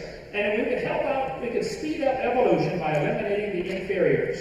Evolution and racism go hand in glove. And yes, the Trail of Tears took place in 1938. I know the history about it real well. Sam Houston married one of the Cherokee princesses and nearly quit Congress over this issue of what they were doing to the Indians. But it was because of the evolutionary mentality. Just because Darwin's book came out years later does not prove my statement is wrong. Evolution's been around long before Darwin's book came out. He just simply gave a mechanism for how it supposedly happened. That's all. You should know that if anybody. I never said UFOs are Satan's way of getting around. Watch my videotape number 7. I don't know where you're coming up with this stuff. I have on my videotape number 7 what we call frequently asked questions. I also have it on my website. I speak 700 times a year. I get lots of questions asked to me. One of the questions, you got my notebook right there, UFOs. You can read my answer in my seminar notebook. I'll give you one of those if you'd like it. I said, I don't know what UFOs are. I've never seen one. I've never even talked to anybody who has seen one. I've read some books about the subject. I've read some interesting books about the subject. There are 2 theories about UFOs from a Christian perspective. One theory is that it's top secret government craft. The government works on all sorts of things they don't tell us about until 20 years later, like SR-71 and the Blackbird and all these different top secret projects. And some people think, and I show the pictures of books you can read, some of these people think these might be demonic. Satan needs a way of getting it. He can only be one place at a time, whereas God can be all places at all times. And so some people think Satan might use UFOs as his means of transportation. I never said I believed it. I just said these are the 2 theories I'm aware of, and these are the books that talk about this. Now you go study the subject for yourself. So don't accuse me of believing something like that. I think it's getting pretty desperate when you have to resort to ad hominem attacks like you did tonight and accuse me of things, and you don't even do your research to find out if I'm right or not, or what I said. I didn't say any of those things. Now, that's why I much prefer a point-by-point discussion as opposed to have to stand up and defend myself, because we left an awful lot of things hanging about evolution theory that really ought to be discussed tonight. You mentioned in your initial presentation that development is evidence for evolution. If you are implying by that the human embryo has gill slits, I would certainly hope you're not meaning that, because that was proven wrong in 1874. If that's what you're implying, then shame on you. You ought to quit your job at the university and get an honest job picking peaches or changing tires and put the seed on these kids. You're not talking about the gill slits. You think we have evidence of evolution from development of different animals. When you get time, please expound on that, because I'd like to tear that one apart very piece by piece, very slowly. Okay? All right. I don't mind standing up and defending what I believe, but if I get falsely accused, I'm going to defend myself. I think everybody has the right to do that, and I have been falsely accused tonight. How much time do we have left? You had 3 minutes. 3 minutes, okay. You said the eye, what you gave is interesting. What's the right word for that never mind, doesn't matter. You said about the human eye, you said it is, number 1, you said it's poorly designed, therefore there are 2 conclusions we can come to. Either there is no intelligent designer, or God loved octopus better than humans. This is called, I forget the term for it, maybe somebody can help me, where you give 2 false options, neither of which is right. Who do you want to vote for, the Democrats or the Republicans? Maybe there's another option. No. There's another option that maybe the designer designed it right and you don't understand why it's designed that way. I mean, that's the option you never even mentioned. So you give two options as if that's the only two. And what's the average student in his class going to think? The average student's going to leave that class mocking God, thinking God made a mistake by designing an eye with the blood vessels in front of the retina. The blood vessels need to be in front of the retina or you'll go blind. They block UV light. You better study it out some more. You mentioned about the whale evolving. I guess I need to show you the picture of that one. I'll never get there in 3 minutes. Somebody bring that up during Q&A, please, and we'll get into the whale. The whale has little bones in his pelvic region that are not used for walking on land. That simply amazes me that anybody would still teach that. It's been proven wrong so long ago. Those little bones in the whale are necessary for muscles to attach to that are essential in reproduction. The whales cannot reproduce without those little bones and those little muscles. It has nothing to do with walking on land. Let's see. We've got 3,500 pictures in here. It takes me just a few moments to find them. Here we go. I was in a different program. I would have hyperlinks. Okay. Children's book on whales. Just imagine whales walking around. It's true. The whale has a vestigial pelvis. Vestigial pelvis in this whole biology textbook.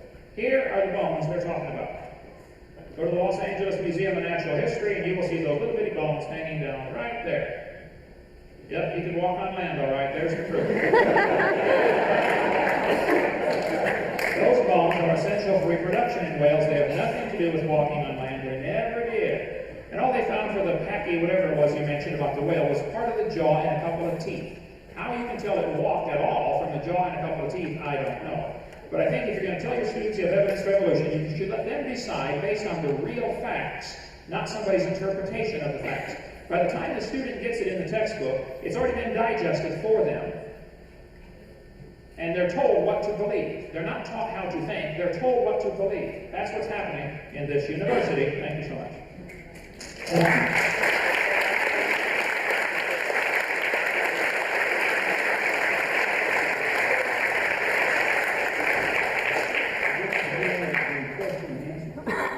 And my commendations to the audience, I can't possibly get through all these questions. What I've attempted to do is to sort out the redundancies and to throw out the statements so that we really do have questions. So the first one, we'll keep going in the same order. I'll allow 2 minutes for response to the question, 1 minute for rebuttal. The questions are directed to one or two of you, so I'll begin with the question directed to Dr. Pagliucci. Which evolved first, the immune system or the need for it?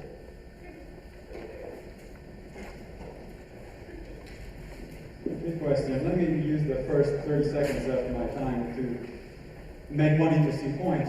What you heard a few minutes ago was very interesting. This is, my follow was obviously, and anybody that doesn't mean those words should realize, not an abdominal attack. An abdominal attack is when you attack the character, not of somebody, not what somebody says. I attack what somebody said. I don't have any personal kind of problem with Mr. Robbins' character. And by the way, all of my information is very well documented, so one of us is mine. I haven't seen your tapes, I've seen your website.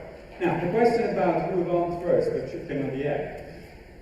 That's a good question. And the way it usually happens is actually both. And by both, one means that structures evolve in response to some kind of need, but the need also changes with the structures. In other words, the evolutionary process is an interactive process. It doesn't happen all at once, all of a sudden. Now there is a problem, the environment poses a problem, and I have to come up with a solution. That's a simplistic way of thinking evolution, which unfortunately many people get exposed to in introductory biology courses or in high school. The real thing is, the real way it works, is that the environment changes partly because it is changed by the organism that lives in that environment, and vice versa, the changed environment provides an impetus for the change of the organism. So it's a co-evolutionary process, what's referred to as a co-evolutionary process. Now, in terms of the immune system, I will have to give the specific references to what we know about the evolution of the immune system. So if that person can email me, I can do that. What happens in the case of the immune system is that you can look at the evolution of the immune system simply because the immune system in humans is fairly sophisticated. In fact, in primates and mammals in general, it's very sophisticated. But there are other immune systems across the animal world which are much simpler. And so you can look at actually some of the intermediate steps of the evolution of these systems, and that gives you a better understanding. If you're trying to understand something that is At the end of an evolutionary process, or it's the result of millions of years of evolution, you're not going to be able to understand it unless you think in terms of what kind of intermediate steps could have possibly brought an organism from here today. Dr. Hogan? That's a good question. I think if you go back and watch the tape, anybody would agree it wasn't an ad hominem attack, it was an attack on my character. I think, and that was my take on it anyway. If it wasn't, I apologize, but I didn't take it that way. Okay. Which evolved first, the system or the need for it? This is one of millions of corollary questions that could be asked like that. Which evolved first, the digestive system or the appetite? And if you have an appetite but can't digest the food, what good does it do? And if you have a digestive system but are hungry, what good does it do? I mean, there are millions of examples like that that could be given. And I have a whole list of those type of questions in my seminar notebook of questions for evolutionists, which I would like somebody to answer. You can get one of those on the back table. By the way, my material is not copyrighted. You can get my material if you're a tightwad or a skeptic and you just want to keep your money. Well, I won't loan it to you. I'll sell it to you. And after you're done, I'll write it back. You can send it back, get your money back minus the cost of the shipping, whatever that is. So that's a good deal for you there. Okay, I think those millions of symbiosis-type systems or relationships are evidence that it could not have evolved. Thank you. It couldn't have evolved. It had to be designed. He said structure evolves with Dr. Hogan, need. there's a question directed for you in the next 2 minutes. Explain carbon dating and why it is wrong. 2 minutes.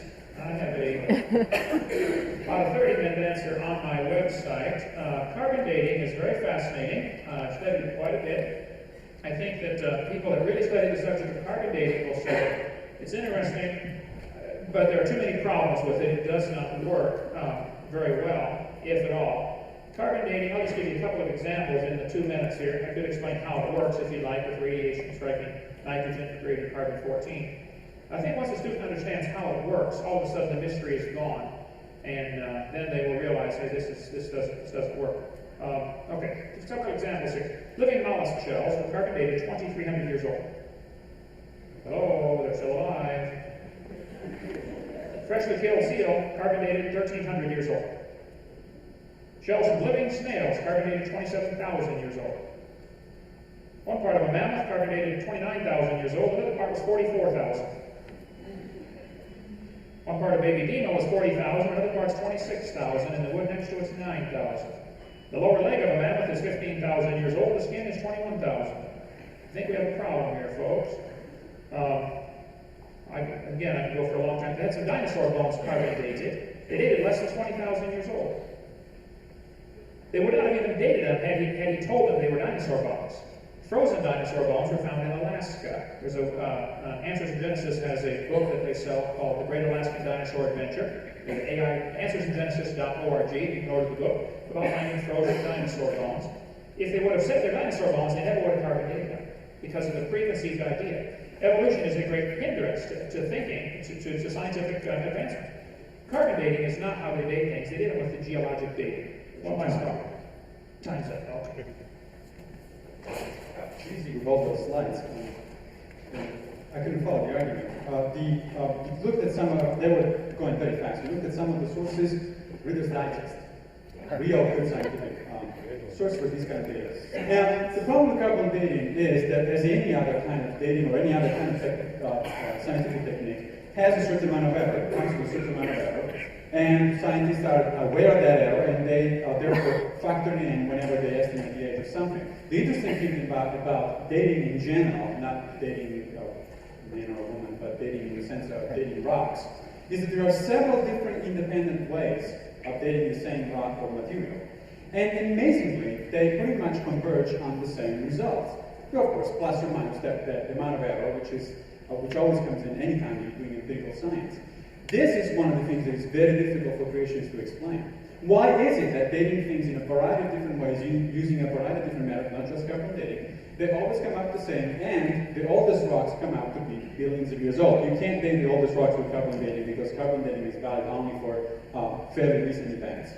Carbon decays too rapidly, essentially, to do that. Thank you. You guys will keep the mic.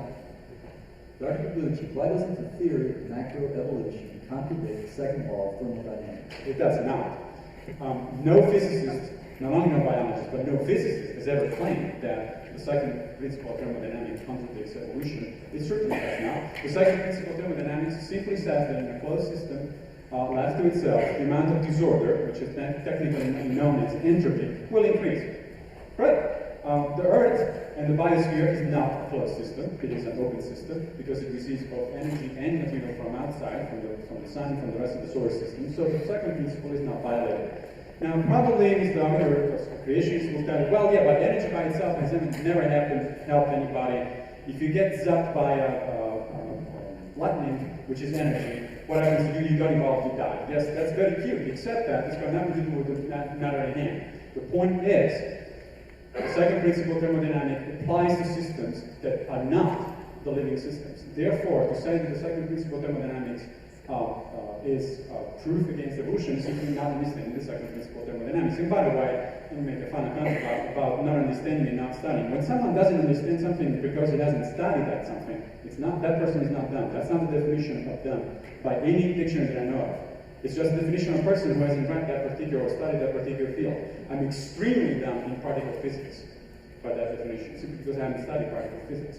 I don't consider myself a dumb person. It's just that I haven't studied that topic. Thank you. All right. If we have time, I'll go back and show you every slide I gave on carbon dating. None of them were from Reader's Digest. So either you are misinformed or you're lying. Now, if you're being a skeptic, you don't believe there's a God, it's okay for you to lie. I believe there's a God. I'm going to stand it for someday. I'll put it back up on screen. Reader's Digest?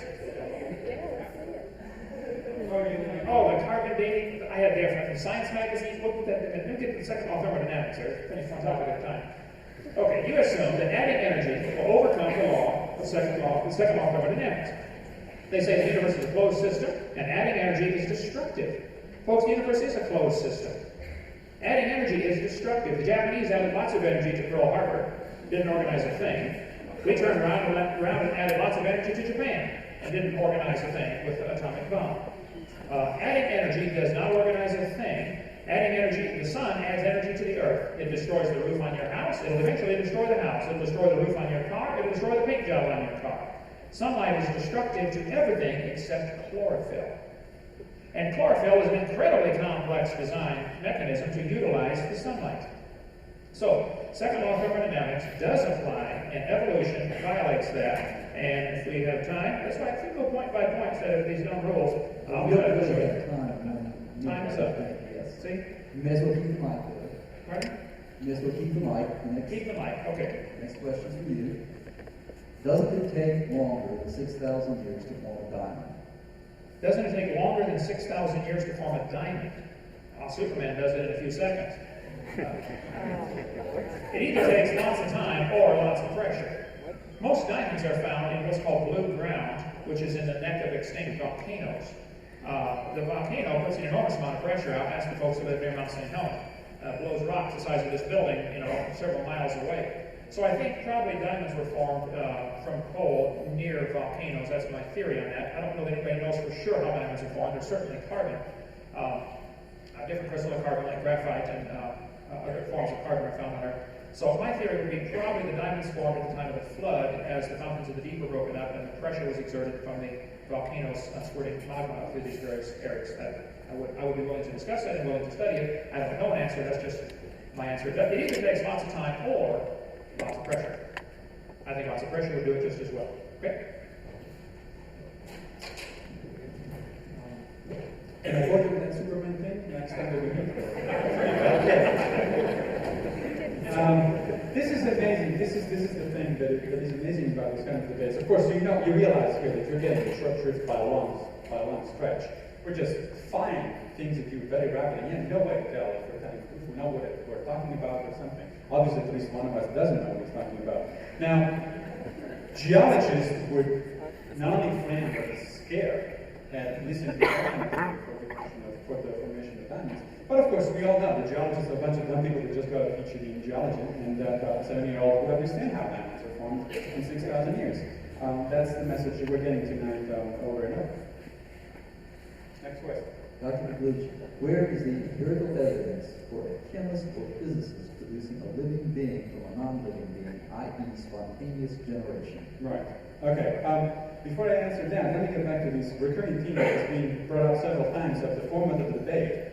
We agreed to the format of the debate weeks ago. Mr. Darwin wanted to change the debate 5 minutes before we started. That is a little bit unfair. It's not exactly a fair tactic. That is why I said let's stick to the original debate. Next time you want to do a point by point, I'll be very happy to do that. Now, the question was about, the origin of life from non-life. As I said before, we don't have an answer to that. We don't know how life originated. We have some theories. We have some pretty good theories. We have scant empirical evidence, and there are a lot of people, bright people, that are actually spending a lot of time working on it. Does that mean that evolution is wrong? No, it does not. As I said before, evolution has got nothing to do with the origin of life. It also doesn't mean that science is wrong. I mean, people have to get out of this idea, which unfortunately is inculcated in their minds since by high school teaching, that science is a body of knowledge that is absolutely complete, perfect. We know everything that has been done about the universe, and therefore we're just here to explain to you. Science is an ongoing dynamic process. We are learning things and we're trying to understand things as we go. As you asked a question like that about a century ago, for example, on how do plants reproduce, the answer would have been, I don't know. Because about a century ago, nobody knew about pollen and ovules. Okay? About a century later, we do know. And you asked a question like this about 120 years ago or 115 years ago about what are genes, nobody would know even what you were talking about. Nobody knew anything about the hereditary mechanisms in the hereditary material. Today we know. So come back in 100 years and maybe I'll have an answer to the origin of life question. But I may not, so what? That is the nature of science. It's not about final answers. You find final answers only in books that you find in the National Enquirer magazine, but not in science. All right, I solved the mystery. Science Magazine, Antarctic Journal, Science Magazine, Geological Professional Paper, Natural History. I don't have a quote for that one. The picture is from Reader's Digest. The quote is not. I keep track of where I get my pictures from. Okay? I try to document everything just so this type of thing doesn't happen. I never said any of these quotes are from Reader's Digest. Question concerns spontaneous generation. I know, but see, I gotta go back and defend myself, or he's gonna go tell everybody I believe Superman makes diamonds, okay? The picture was from Reader's Digest. Spontaneous generation doesn't happen. Evolutionists have to believe in it. He has no other choice. Because he doesn't want God telling him what to do, I think, is the problem.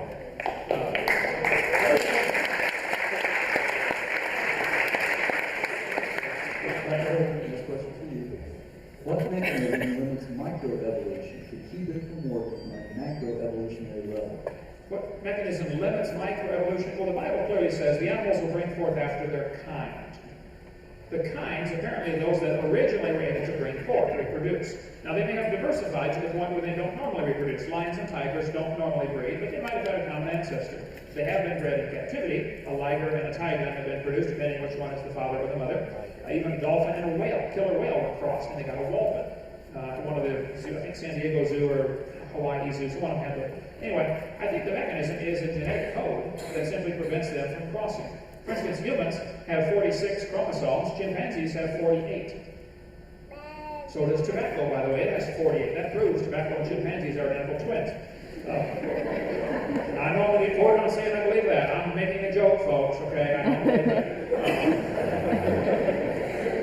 I think if you read in my seminar notebook, I've got a chart showing the chromosome numbers of different various animals. It's kind of a spoof on evolution, showing that it doesn't follow the predicted pattern. I think there is probably a DNA mechanism that prevents this crossing of different kinds. That's designed into it. God said to bring forth after the kind. There's never been an exception to that. It's interesting that creationists will keep coming up with the word kind, which is not a biological term of any sort. Anytime that I ask the creationist to define exactly what does he mean by kind, I don't get an answer. How many kinds were of Noah's Ark, for example? Want to guess? Probably about 10,000, I guess. 10,000. If that is true, from 10,000 kinds we got the 7 million species of organisms that live today on Earth, you believe in a heck of a lot more evolution than I do.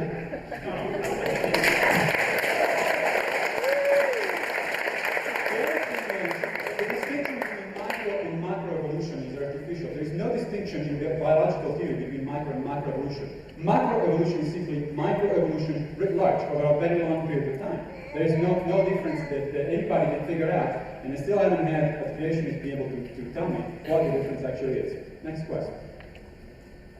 If evolution is right, what is the purpose of life? I don't know. I'm not a theologian. I'm not a philosopher. Well, I'm studying to become a philosopher. So maybe 4 years down the road, I might give you some hint to that. I have no idea what the meaning of life is. And if you think you have an idea of what the meaning of life is, great. My personal preferable and preferred answer is the movie from Monty Python. That's where I get my meaning of life. That is a joke. Don't quote me on it. I don't know that biologists are not in the business of giving the meaning of life. The meaning of life is a very serious thing that every single one of us has to look for by himself or herself. And if you want to do it within a religious framework, it's great. If you can find the meaning of life within that framework, I have no problem whatsoever. That doesn't have anything to do with evolutionary biologists. Evolutionary biologists, contrary to what person think, don't go around teaching atheism and don't go around teaching the meaning of life. It's got nothing to do with it. To me, it'd be a moot question because evolution isn't right. So you said, if evolution is right, what's the meaning of life? Evolution isn't right, so the question is meaningless. I think there certainly is a meaning to life. I think God designed us to have fellowship with Him. I think we were made in His image, and then today, like an old coin in your pocket gets worn out, you can hardly see the image anymore. I think our image is a little, worn out compared to what it used to be. Some folks really don't resemble God at all. But that was, we were originally made in His image, and He designed us to have fellowship with Him. And I'd be glad to introduce you to him afterwards if you'd like. Dr. Hill, what is the difference between empirical science and origin science? Empirical science deals with things that we can observe or test or measure or weigh. With the word empiricism, I believe, if you look it up in the dictionary, I don't have that with me now. But origins really is outside the realm of science. It goes into the metaphysical. You have to believe in certain things. It's not observable or testable. You can't measure it or weigh it or prove it in the laboratory. So origins really has nothing to do with science and should not be involved in any science classes. It should be in religion classes. There are various theories, religious theories of how the world got here, but that has nothing to do with science. So it's a shame that origins is mixed with science so much. Beer is often sold at football games. Beer has nothing to do with football. And origins is often put into science class, but origins is not part of science. You can tell the kids, here's the biceps, the triceps, the deltoid, the flexors, the extenders, the radius, all that. And the kid says, how'd you get here? We don't know. Let's just learn for the test. You don't have to get into origins because you're going to offend somebody. If you teach evolution, somebody's going to be offended. How many of you are offended when they teach evolution? Okay? If they taught creation in the schools, somebody would be offended. How many of you would be offended if they taught creation in the schools? See? It's a subject you can't please everybody, so leave it out in the schools. About leaving out anything else about education in the school. That would make a lot of people very happy. The question was the origin. What is the difference? Right? It's the very origin. That distinction that we found as just proposed is actually a fairly naive distinction from the point of view of science. Science doesn't work in such a simple way. There are certain limits to what science can do, by all means. There's no question about it. But some of the origin questions do fall within the limits of science. Let me give you an example. You said, well, if you can't test it empirically, if you can't do experiments on it, then it's not science. Well, by that let me give you an analogy. By the same kind of reasoning, you would never be able to tell who murdered somebody else looking at the clues, because you were not there, you did not see it, there's no experiment you can do it, you cannot replicate it, you cannot do anything else about it.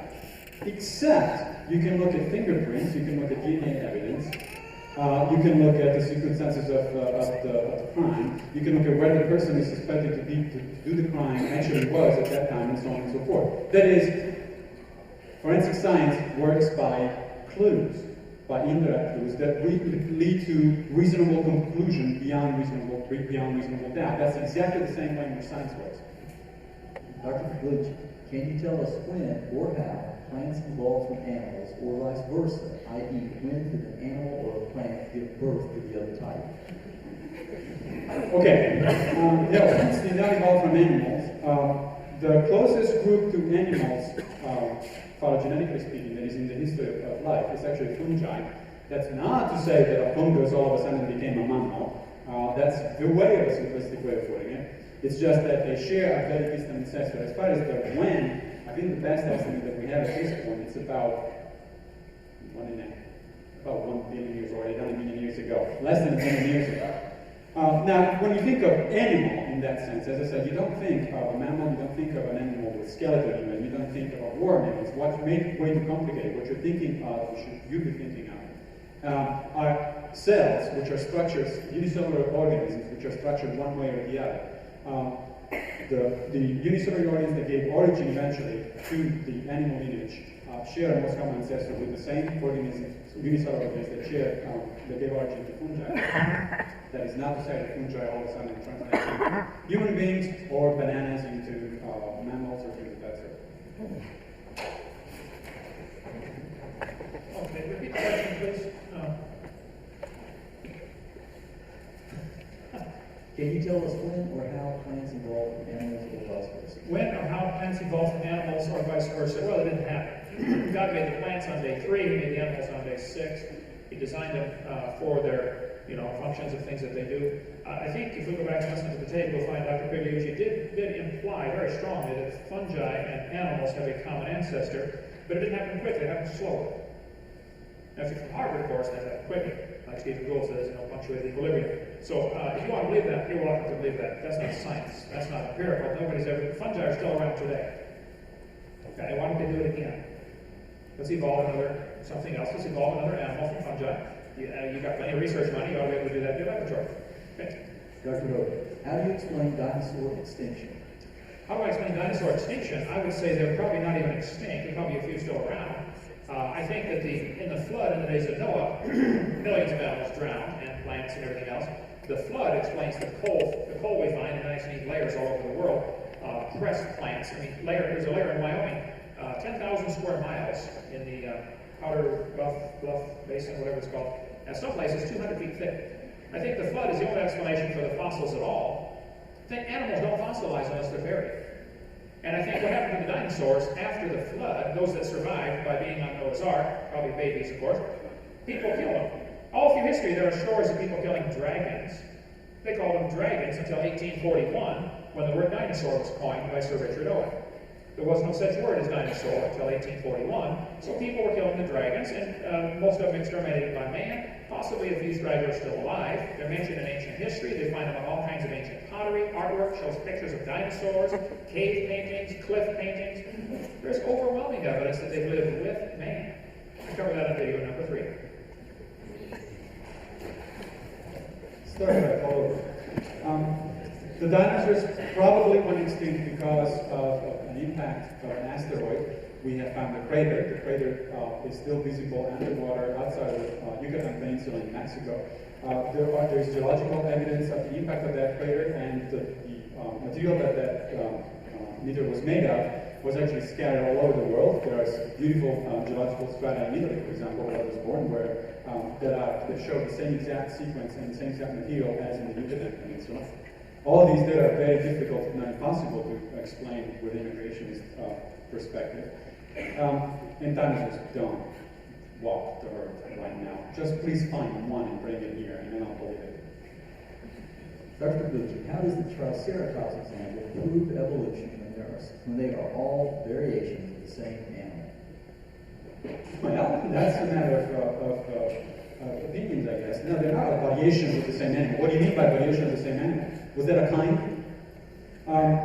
Biologists consider those very different species. In fact, some of those animals are grouped into different genera, which is a higher taxonomic category of biological explanations. So, no, they're very different animals, but not only that, that tree that I showed you, of course, goes back further than when I showed you, so it links back to other things that don't look at all like Triceratops.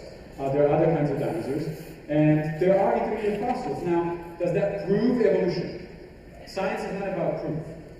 And that's another myth that unfortunately is very common and widespread. Science is about our best ideas, our best explanation of how the evidence comes together. So, the best explanation that we have for the diversification of Triceratops is that they were related to each other. By the way, to say that because the fungi are around today, the animals couldn't possibly have evolved by fungi, is the same as saying that you couldn't possibly be your mother's son because your mother is still around. Doesn't make any sense. One more time on the question, if you could, please.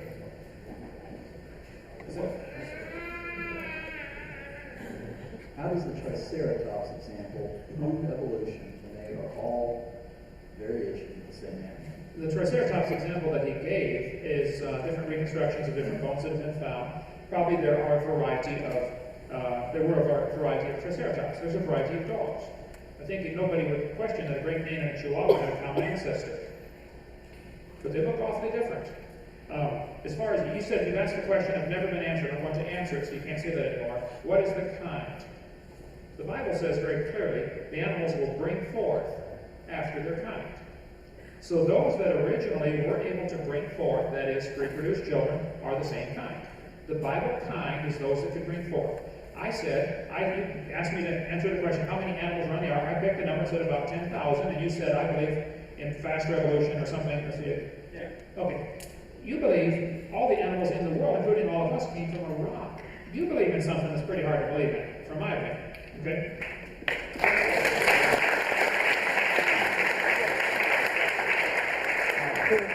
I don't believe the Triceratops evolved from anything. There might have been a variety of Triceratops. There's hundreds of varieties of birds, and hundreds of varieties of dogs.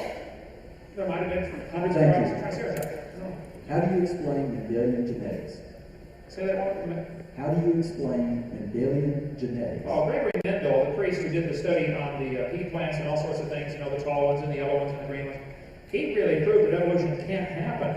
He proved that it's all part of a gene code that is locked in. You can crossbreed your pea plants and you're always going to get peas. You're never going to get corn or tomato. And Mendel proved that it's limited to the genetic code that's already built in. Dr. Pagliucci is a plant biologist. He showed, if anybody does, has some kind of evidence of one plant turning into a totally different kind of plant. The monocot, dicot, and tricot is not a different kind of plant. Mendel, I think, demonstrated very clearly that evolution doesn't happen. But Mendel's work was kind of ignored for 50 years because Darwin's work was so popular at the time that everybody kind of ignored Gregory Mendel at the same time. It's interesting to note that every geneticist that I know of is perfectly convinced of evolutionary theory. It doesn't have any problem with evolutionary theory. If you understand what Mendelism is about, there's no contradiction at all. First of all, Mendelism simply explains how organisms inherit their traits, period. Then there are things that are called mutations, for example, that change the genes, and those are inherited. In fact, you do need Mendelism in order to have evolution. One of Darwin's problem was that, unfortunately, he didn't read Mendel's paper. The reason was because Mendel published in a very obscure journal. That's one of the problems that every scientist knows about. Never publish in an obscure journal, because then otherwise you're going to be forgotten for 30 years until after you're dead. Darwin, in fact, was looking for a mechanism of heredity. He needed a mechanism of heredity, and there is a chapter in The Origin of Species that actually says, this is one of the problems of my theory at this point. I don't know how heredity works. Well, now we do. That's the way science works. Dr. Aldous Huxley, one of the world's leading evolutionists, once claimed that, quote, the reason that we, evolutionists, jumped at the idea of evolution was because we did not want the God interfering with our sexual mores, end quote. If evolution is purely science, please explain why Dr. Huxley would make such a statement. I can't attest to the veracity. Yeah, you're the historian here. I'm not sure that Baba actually ever said something like that. If he did, that's his own opinion. It's got nothing to do at all with the evidence for evolution, and which is entirely independent of the opinions and particular religious beliefs or ethical beliefs of any scientist. As I said before, scientists never can have an enormous variety of religious beliefs. There are scientists of all sorts of religions or non-religions. So if actually said that, and I'm really not sure, I suspect this is one of those examples, those cases like the alleged recantation of Darwin on his deathbed, which probably very likely didn't happen and was made up at the beginning of the century. You should know something about it because you wrote a book in which that is reported. So I suspect it's simply not true. But even if it is true, it doesn't make any difference. Any single evolutionary biologist can think that all he wants about morality, God, or any other topic that you like. It doesn't make you an expert in that area. I have seen the quote. I don't remember where. I think I could find it, though, if the person who asked the question would like to contact me. I think it was Thomas Huxley who said, we've accepted Darwin's theory not because of the evidence, but because it gives us sexual freedom, something to that effect. I think I can find that. There's a book we have on the table out there called the Revised Quote Book. that their words may be used against them, which contains thousands and thousands of quotes from scientists from all the ages, and there's a CD in the back, which we can look at up very quickly on that CD. Probably find it on there. Okay, so I think it's pretty obvious, if evolution is true, you have no basis to determine right from wrong. There's no absolute moral authority.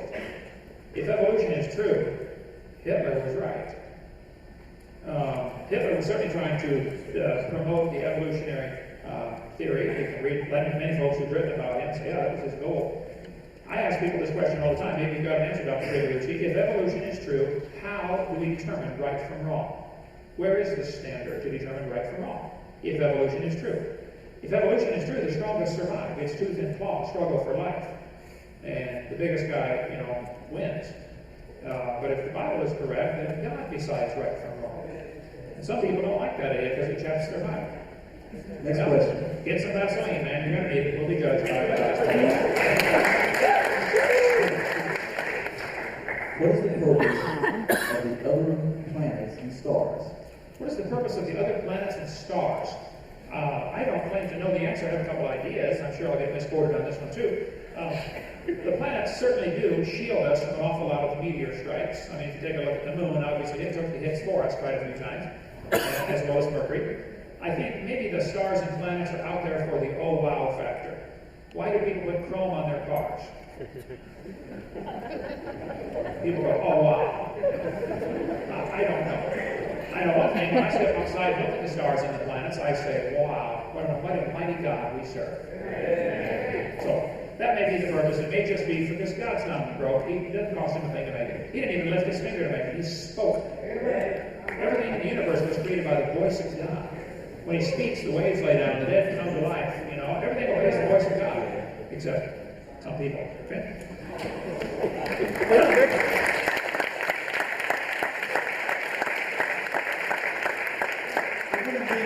A bunch of light bulbs up there and not waste all of that precious energy and matter. And by the way, how would you explain, based on that hypothesis, the fact that the overwhelming majority of stars are simply invisible?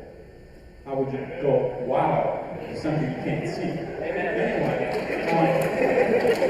the question was the reason why the stars and planets are there. I don't know. Nobody knows if there is a reason. First of all, the question assumes that there is a reason. That may not be a reason. As far as I know, there may not be a reason. If there is a reason, it's certainly not something that an evolutionary biologist would ever be able to tell you, for one thing.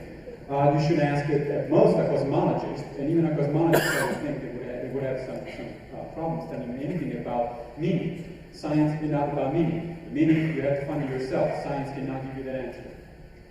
Next question. Monkeys evolved into humans as a result of unfavorable environments. Why do monkeys continue to exist? The grandmother effect. I already answered that question. I think could we go to another one, or do you want to give an answer to that?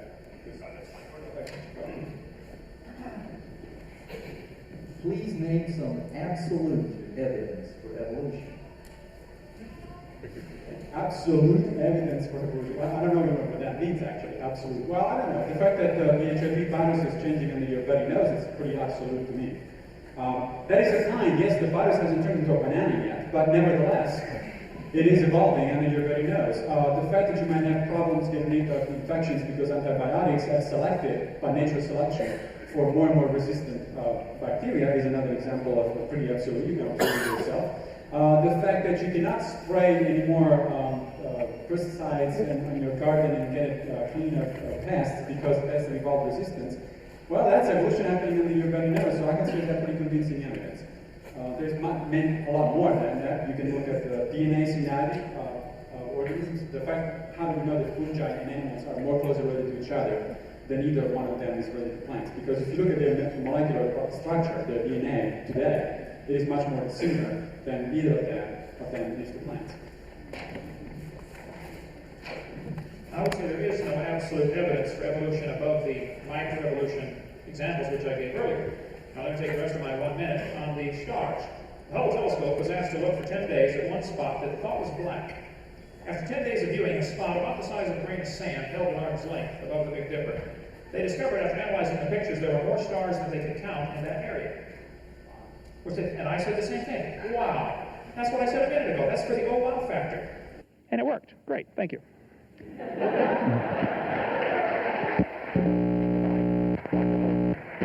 Your turn. If we all come from Adam and Eve and sons of Noah, how do we have different races? How do we have different races? I guess studying this for quite some time, I've come to the conclusion races is a bad term. We have different colors of people. I think it's very divisive to talk about different races. And I've got that answer on video. Like I said, I have 3,500 pictures. I can't call it up quickly. There are several different theories of where the different skin colors came from. I tend to believe probably the Tower of Babel after the flood is the most likely theory.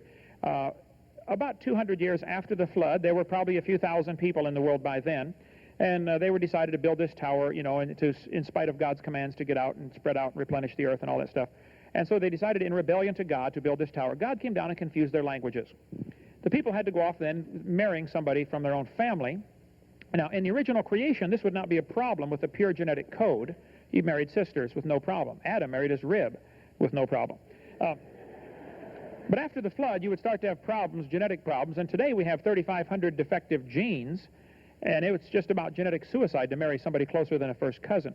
So probably after the flood, the Tower of Babel, they broke up, everybody speaking French went one way, everybody speaking Italian went someplace else, and the Germans, and et cetera, and they had to marry family. And under those conditions, like the Habsburg dynasty, you start to get some pretty weird-looking rednecks after a while. So I suspect that the races probably came as a result of the inbreeding a few hundred years after the flood, Tower of Babel. That's one of 4 possible explanations from Scripture. That beats believing all the races came from a rock by a long shot. I wish you would stop saying that. No evolutionary biologist believes that we come from a rock. But anyway, the other thing to do is you realize that he's making it up as we go. I mean, what does it mean to have a pure genetic code? That's not a biological term. I don't know what a pure genetic code is. And in fact, one of the problems with the Adam and Eve story is exactly that marrying your rib is not really a good idea. Your children are not going to be in good shape. So I don't even know what the pure genetic code is. There's no such thing. Genetic code is genetic code. Genes are genes. There's no such a thing as a pure or an impure gene.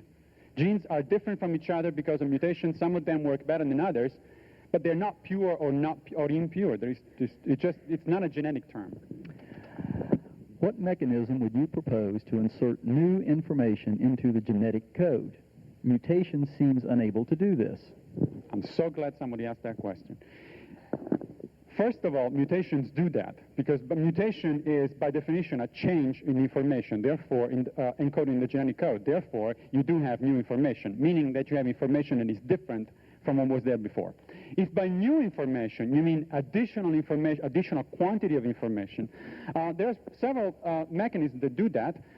They go under the names of gene duplication, chromosomal duplication, and polyploidy.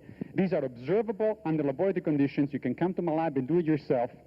In a few days or a few weeks, you can actually multiply genes and multiply by natural occurrences, not by artificial means. You can observe genes duplicating themselves, and you can observe chromosomes multiplying into organisms in a way that then they become stable. They have added, essentially, genetic information. So adding genetic information is not the problem. The real question is, what do you do with that genetic information?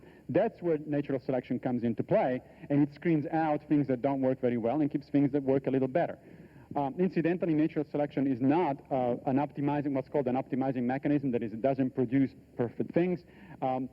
Sometimes evolution is called the survival of the fittest. A better metaphor is the survival of the barely tolerable. If you're good enough to survive, then you're in, and if you're not good enough to survive, then you're out.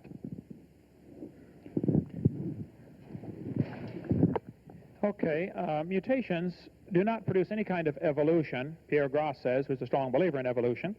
Mutations are a rescrambling of gene code. It doesn't give you any new information. Polyploidy, as you should know, if anybody being a plant botanist, that just simply doubles existing information. It doesn't give you new information.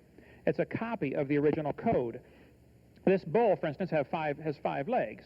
No new information has been added. He has a copy of a leg put in the wrong place. That's not new information. Here's a short-legged sheep. No new information added. This is a mutation. Two-headed turtle. There's no new information. It's a doubling of information. That is not evolution, and it's not ninja. It's just a mutant turtle. It's scrambling. This biology textbook shows the kids a mutant fly. It says normal flies have 2 wings. This mutant has 4. This rare mutation, like most mutations, is harmful. Beneficial mutations are the raw material for natural selection. Well, excuse me, but why didn't they show us a beneficial mutation? Nobody's ever proven one. And if you did have a beneficial mutation, who would it marry? And who would the grandkids marry? And the great-grandkids? You got a real serious problem here. Nobody's ever proven a beneficial mutation. And scrambling information that already exists is not creating new information. And doubling the copying the code, I'm embarrassed that you would say polyploidal is an example of new information. You, of anybody, should know it is not new information. Dr. Hovind, you acknowledge that variations exist in creationist view of the origin of life, i.e. zebras, horses. All life began 6,000 years ago. Where is the evidence of the birth of these variations? Surely someone would have witnessed the birth of a zebra from a horse or the Great Dane from a Chihuahua. The question is a little convoluted and confusing. Start again. Okay. You acknowledge that variations exist in creationist view of the origin of life, i.e. zebras and horses. All life began 6,000 years ago. Where is the evidence of the birth of those variations? Surely someone would have witnessed them. I don't think there's any question that variations happen. The question is, how far can it go? As far as the horse and the zebra having a common ancestor, I don't know when it happened, or even if it happened. I suspect that it could have happened, and that would be a legitimate field of research for scientists. But then to conclude that horses and bananas are related is way beyond the observable evidence. And I showed you from the textbooks, they do teach the kids we all came from a rock. That's what it boils down to. I know you don't like me saying that. Well, you ought to get rid of that dumb theory, and I wouldn't have to say it. Variations happen, but they have limits. Okay, farmers breed for bigger pigs, but they're never going to get a pig as big as Texas. Roaches become resistant to pesticides, but they will never become resistant to a sledgehammer. Okay. Yes, variations happen, but they're limited, and they always produce the same kind of plant or animal. That's not evolution. And the information for the variation is already present in the gene code. Nothing new is ever added. The gene pool of the new variety is now more limited. Somebody spent years developing a Chihuahua. All that work to make a 100% useless dog. Genetic information is lost when you get a variant. Ask any farmer that raises anything. The further you get away from the norm with your hybrid, the more problems you start to have. Either disease resistance goes down, or like the Great Danes, or many dogs have hip dysplasia, you get problems. You might get one desirable trait, like a cow that gives more milk, but you always get some other problem someplace else. And if you turned all the dogs in the world loose back into the woods, 90% of the varieties we have today wouldn't survive. Up in Alaska, probably the long-haired ones would survive, and in the desert, the short-haired dingoes would survive. But you're always going to have a dog. That's not new information.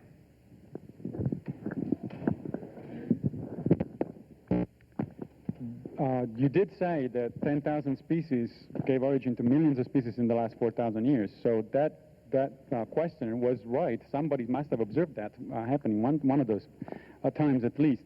It is also very interesting that you keep saying that nobody has ever observed the origin of a new species. That is absolutely not true. There are some examples in the biological literature of direct observations of the origin of new species, both in animals and in plants. Since you've cited your tapes and books several times tonight, let me quote mine once in a while. There is a table there with references that you can check out of the species, some examples of the species that actually have been observed within historical time, within the last 100 years or so. So speciation, origin of new species does occur. It's a myth that it does not. I think that's about it for that question. Next question. There's been no mention as to why an eyeball would evolve in the first place. In the absence of a creator or designer, an organism would have to realize that there was a capacity for sight without prior knowledge of it or evidence for it. How can an organism therefore develop sight? No, that doesn't work that way. The eye originated as a single, very simple pigment that is sensitive to light. You might not think of that as an eye, but if it makes the difference, if you're a microorganism, you're a unicellular organism, you have this little pigment, which is a very simple molecule, by the way, it doesn't require much complexity, and that pigment tells you, look, there is light over there, and there is darkness over there, and guess what? Food is actually usually related to light, then you better swim that way. Well, that little pigment is going to make the difference for you between life and death. So eyes don't evolve overnight. They don't evolve because organisms know that they need eyes. as I said before, it is a co-evolutionary process between the organism and the environment. So you start with tiny little steps, tiny little things which are very simple, and then you become more and more complicated because, in fact, guess what? Once that I can tell if there is light over there and darkness over here, it might be advantageous if a mutation in that pigment or in the structure in which that pigment is actually housed will tell me not only that there is light versus non-light, but it tells me that there is more light in one direction and less light in the other direction, meaning that it's capable of detecting a gradient. From there on, if you can form very simple images, very, very blurred ones, it's very advantageous because any image is better than nothing, and so on and so forth. You keep going that way. By the way, this process has been simulated under computer conditions, and it turns out that the intermediate steps that have been predicted by evolutionary biologists are exactly what a computer simulation will give you if you don't give the program any prior knowledge of where you want to end up at the end. That's pretty interesting indirect evidence that the eye evolved that way. The other evidence, which is more direct, you can actually look at many of the intermediate steps because many of the organisms living today still have the intermediate steps. You can find a bunch of gradations of complexity in the eye. It's not that every organism on Earth has a complex eye. Okay, you misquoted me twice last time. I never said there were 10,000 species on the ark. Get it right this time. I said there are 10,000 kinds. Kinds. Very, very important distinction, okay? And I never said nobody has ever observed a new species. I never said that. Nobody's ever observed a new kind. You got it? Good. Okay. Now, let's go to the eyeball here. Charles Darwin said, "To suppose that the eye could have been formed by natural selection seems, I freely confess, absurd." This textbook says the complex structure of the human eye may be the product of millions of years of evolution. This one says, I'll blow it up for you a little bit here, you can better understand how the eye might have evolved if you picture a series of changes during the evolution of the eye. This is exactly what he said a moment ago. You have to picture it. You have to imagine it. It doesn't take place in reality. You have to imagine how it happened. Imagine an animal with a spot that is sensitive to light. That gives him an advantageous, an advantage over those that don't have this spot, and therefore he's going to survive and the rest are going to be killed. See, evolution is based on death. One animal evolves a little better than the rest have to die in order for that one with the spot to take over the population. Evolution is based on the idea that death is wonderful, death is good, death's how we get ahead, the bad ones have to die. Thank you. That's exactly the opposite of creation. The Bible says God formed the eye. That's the way it happened. Next question's for you. Dr. Hovind's argument would be nullified if it could be conclusively proven that God does not exist. Please address the existence of God from a purely scientific perspective. Address the existence of God from a scientific perspective. Here we have an example of somebody defining the argument, and by the definition of their terms for science, of course, they say science has to be observable, testable, demonstrable, and that's going to automatically exclude God. Well, if that's your, they've set up the parameters where it's a no-win situation for the creationist. I think that we have the same situation for those who teach evolution. They believe in the existence of all sorts of things. They believe there are beneficial mutations, though nobody's ever proven one. They believe an animal can produce a different kind of animal, though nobody's ever observed one. It's not part of science. I cannot scientifically prove the existence of God. I can tell you he changed my life a whole lot 31 years ago. Anybody else in that boat? Yeah. There's my evidence right there. Changed lives. He can make the prostitute pure, make the drunkard sober, and make the liar quit lying. He can do amazing things. I would like to remind Mr. Oven that this is a scientific debate. We're not in a church. If you want to do something like this in a church, that'd be fine. What was the original question? Dr. Hovind's argument. Time for me. Dr. Hovind's argument would be nullified if it could be conclusively proven that God does not exist. Please address the existence of God from a purely scientific perspective. Right. Well, as I said, the existence of God. I mean, so on this one, Mr. Owen is definitely correct. The existence of God is not a scientific question. Not because that doesn't mean that science excludes. I mean, the interpretation is science excludes anything that it cannot analyze. That's a fallacy, and that's a fallacy that plays in his field, but it's completely untrue, and I don't see why he insists in making it. The fact that something cannot be analyzed scientifically doesn't mean it doesn't exist. Okay? Our science, as far as I know, cannot analyze why certain people are so fond of the Three Stooges.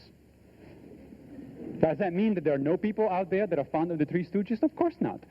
Science cannot tell me, at this point at least, why is it that I'm so fond of Monty Python. But then, nevertheless, that doesn't negate that fact. So the fact that there are things that are outside of science, it's not equivalent to say that those things don't exist. On the other hand, I will call again on Hume's dictum. You're making a very extraordinary claim, so where's the evidence? Not scientific, but what kind of evidence do you have at all? Can any known organism be traced back all the way to one cell?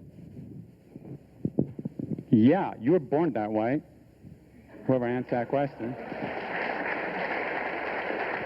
The process of development is not well understood. That is one of the other things. There's a large number of academic journals on people working on developmental biology. Developmental biology is something that we know a lot about, but we know an awful lot. There is an awful lot that we don't know about. But nevertheless, you can observe the development of anything from one cell. In fact, everything develops from one cell. Now, in historical times, how would that happen? Well, I don't see what the problem is there. I mean, if you can see it under your nose over the span of a few hours or the span of a few weeks, I don't see what the problem would be over the span of millions of years. All you need is, for example, a unicellular cell originally that has a mutation in one and duplicates that cell without then separating them. Now you have a multicellular organism, a two-cellular organism. Okay, if that gets inherited because of the mutation was heritable, then you now have multicellular organisms. It's not that simple. I'm simplifying the situation here, but I don't see any conceptual problem with that kind of thing. Incidentally, this duplication or addition of information, I did say that polyploidy duplicates information. Then mutations come in and they change that information, which means that when you add together the process of polyploidy, which is chromosomal duplication, plus mutations, you have actually created new information, contrary to what you just said. Okay. You mentioned, read the question one more time so I could phrase it right. I hate to keep doing this to you, but this is my point-by-point argument again. Let's go point-by-point next time. I'm sorry, can any known organism be traced back all the way to one cell? Can any known organism trace back all the way to one cell? If you mean as far as evidence that it evolved from a one-celled creature, absolutely not. What he gave was a far cry from an example of evolution. The human being starts off as one cell and becomes a man. That is because it's following a genetic code. If that's your example of evolution, you're either confused about what evolution is, or you're trying to, again, grossly oversimplify this process. Everything comes from one cell. That is because there's a code it's following, and there's an enormous intake of energy. To get my son from one cell to 22 years old and 6 foot tall took a huge amount of food. There was energy put into this thing. So that is not evolution. If you're teaching your students that that's an example, going from one cell to a fully grown human, that's an example of evolution, you're deceiving your students because it's following a complex genetic code and it is taking in information from the outside. That is not an example of evolution like taught in the textbooks. And by the way, where are the two-celled creatures in the world? It would have to go, there are millions, zillions of one-celled creatures. Where are the two-celled or the three-celled or the four-celled? They don't exist, folks, and he ought to know that. They don't exist. There are colonies that get together and do functions, Volvox and stuff like that, but that's a colony of cells. Each one is still an individual cell. That's not anything similar to a tissue or an organ, and there just aren't any. Evolution falls flat. And you talk about Hume's dictum, you're claiming that all life forms came from one cell. You better have some extraordinary evidence of that. What about divinely inspired evolution? What about what? Divinely inspired evolution. Divinely inspired evolution. I would say that would be a retarded God that has to use evolution. First place, there's no evidence for evolution anyway, so why should I compromise a perfectly good Bible which has never been proven wrong with a dumb theory which has never been proven right? I wouldn't want to make that trade-off. And plus, I would not worship a God that has to use suffering and misfits and death and blind chance and doesn't know what he wants. The God that I worship made it right first time. No mistakes.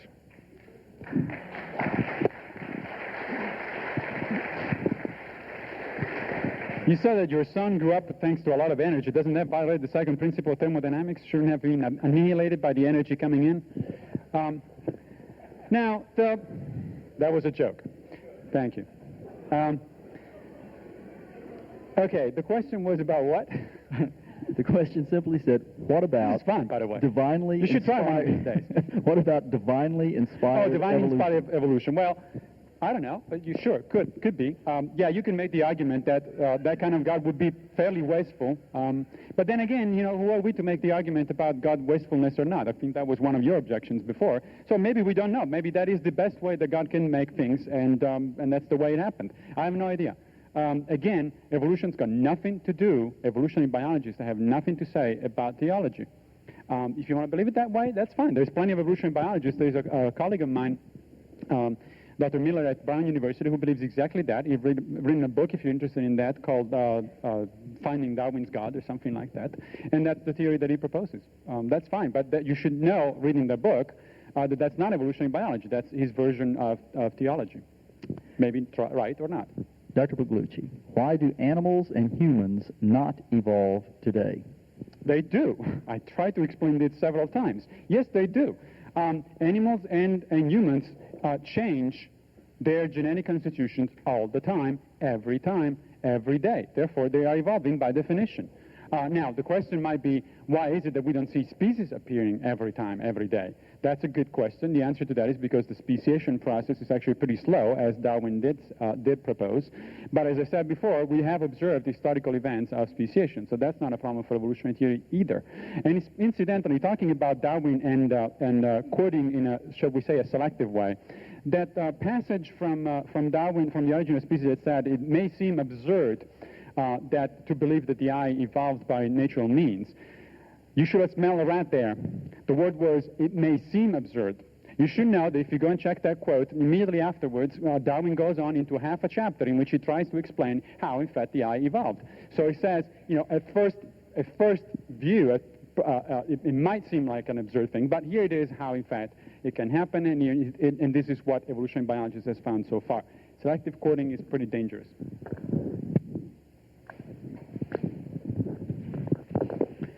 Well, we're going to be here all week. Here's the quote. I have the book in the car. I'll get it out next time. He said, to suppose that the eye, with all of its intricable mechanisms for adjusting to light, he has a whole bunch of descriptions of the eye in there, could have been formed by natural selection seems, I freely confess, absurd in the highest degree. Go ahead and read the rest of page 217, 218, and 219, where he talks about his theory of how it might have happened, but it's all speculation. That's not science. Here's how it might have happened. That's what you did. Well, it might have happened, you know, from a one-spotted critter. I'm sorry, that's not science. As far as, was the question about why don't we see animals and humans evolving today? Is that the question we're discussing now? Why do animals and humans not evolve today? Well, because God designed them to bring forth after their kind, and that's all they're going to do. Humans are always going to have humans. You might get a big one or a little one, but it's always going to be a human. That doesn't happen. Evolution doesn't happen. So to me, I don't have a problem with that question. Dr. Hovind, did you teach evolution when you were a teacher in high school? Were you a Christian then? I was a Christian. I became a Christian at age 16. As I taught school, I taught science, and I tried to teach all sides of the theory. If evolution was presented in the book, I would say, here's one theory. Now here's the evidence against this theory. Here they're telling the kids, you know, you have similar bone structures in your arm compared to a whale. Okay, they can interpret that to be proof of a common ancestor, or you can interpret that to be proof of a common designer. The hubcaps from a Honda Accord will fit on a Honda Prelude. That proves they both evolved from a Chevy 84 million years ago. No, they have similarities because we have a common designer. That's just obvious. So I taught my kids to study science objectively, realistically. Let's look at this, and don't get brainwashed. Don't get taught what to believe. You know, learn how to really think about this. If somebody tells you the human embryo has gill slits, and that proves it used to be a fish, you better study the history of that. That was proven wrong in 1874. Those little folds of skin develop into bones in the ear and glands in the throat. They never have anything to do with breathing. I've seen fat folks that have 5 or 6 chins, and they cannot breathe through any of them but the top one. Okay? Those are not gill slits, and that should not be in the textbooks. So I taught my kids to study science objectively. Okay? Sure, thanks.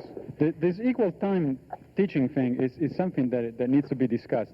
Education is not about equal time teaching. I mean, if that were the case, then you would be teaching the Copernican theory and the Ptolemaic theory. You would be teaching that the Earth rotates around the Sun and the Sun rotates around the Earth. That's because there are two theories. In fact, historically, there were two theories. Now, that was about 400 and something years ago. Now we know better, therefore we don't teach Ptolemaios anymore. The day in which somebody finds out that Copernicus was wrong, which is pretty difficult, then we'll teach something else. The same goes for creation and evolution. I mean, creation was a viable theory at one time in history. The last time that was the case was around 1850s.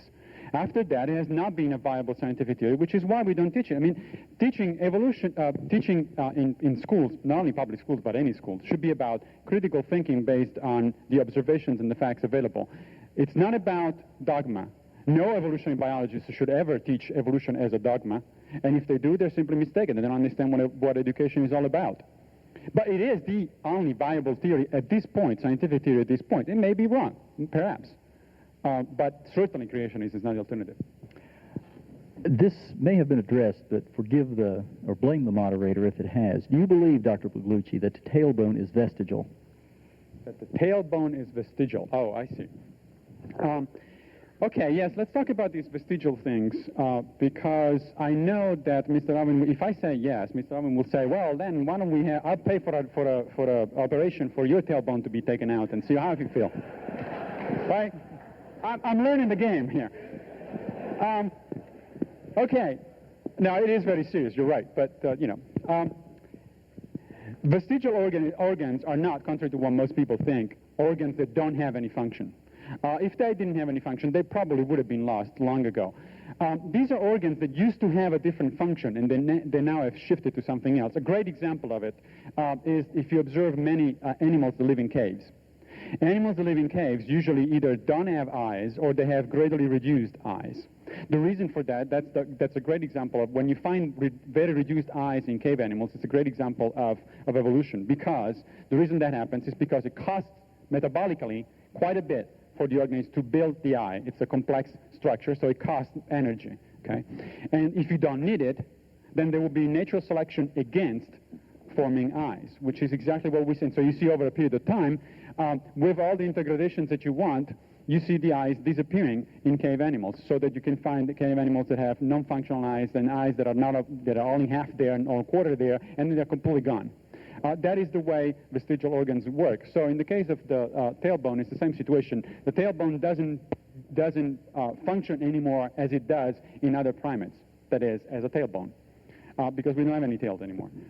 But it does have other functions. There are some muscles that are attached to it, so you can't get rid of it entirely. But it is exactly the same bone that other animals, very close related to us, actually use as a tailbone, which is, again, how evolution works, by changing things around gradually, little by little. Yes. Yes, sir. I certainly would pay to have yours removed anytime you'd like. You mentioned about cave animals losing their eyes, and you said this is a great example of evolution.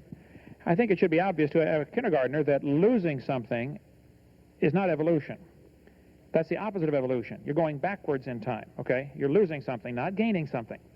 The textbook says the appendix is vestigial because you don't need it anymore. Well, you better study your anatomy, because the appendix is part of the immune system. You can live without your appendix, that's true, but if your appendix is taken out, you have a higher susceptibility to many diseases. You could live without both your legs and both your arms and both your eyes also. That doesn't prove you don't need them, okay? You do need your appendix. By the way, that's not Reader's Digest. In the Beginning, Walt Brown is out there. Good book to read. This one says the whales have a vestigial pelvis. First place, I'd like to point out there is no vestigial pelvis in a whale, okay? Those bones are necessary for reproduction, like we mentioned earlier. This book says humans have a tailbone they no longer need. I've volunteered many times. If you think it's vestigial, I'm serious. I'll pay to have yours cut out. I'll do it right now. Bend over, okay? And it doesn't just, it's proof of design, okay? We're perfectly designed. The spine has to end somewhere. Why not there? And arguing from vestigial organs is a lousy argument for evolution. First place, there aren't any vestigial organs, and if there were, that's the opposite of evolution. That's losing, not gaining. Okay, the next question for you, Dr. Hovind. Your scientific theory was proposed, it says about 3,000 or 4,000 years ago. I think they mean it was proposed concerning about 3,000 or 4,000 years ago, before we knew anything other than what we could see. How do you think they got it right scientifically? I.e., being Are they referring observable? to the Bible being written 3,000 years ago, and how do I think they got it right scientifically? I think it's amazing that they did. I mean, nobody's proven anything scientifically wrong. The Bible says the earth is round. The Bible says there are currents or paths in the sea. Murray studied those based on the Bible verse in the book of Psalms and discovered the ocean currents and has saved the world billions of dollars in shipping costs. If you know something scientifically wrong with the Bible, I'd like to see it. I know thousands of things that are told in the Bible way before they were discovered. The Bible says in the book of Job from 3,000 years or 4,000 years ago that the sun causes the wind. And ask any weatherman what causes the wind currents. The sun heats up the ground, causes warm air masses to rise and spread out. Exactly right. The Bible has lots of scientific statements. It's not a science book, but when it deals with science, it's right.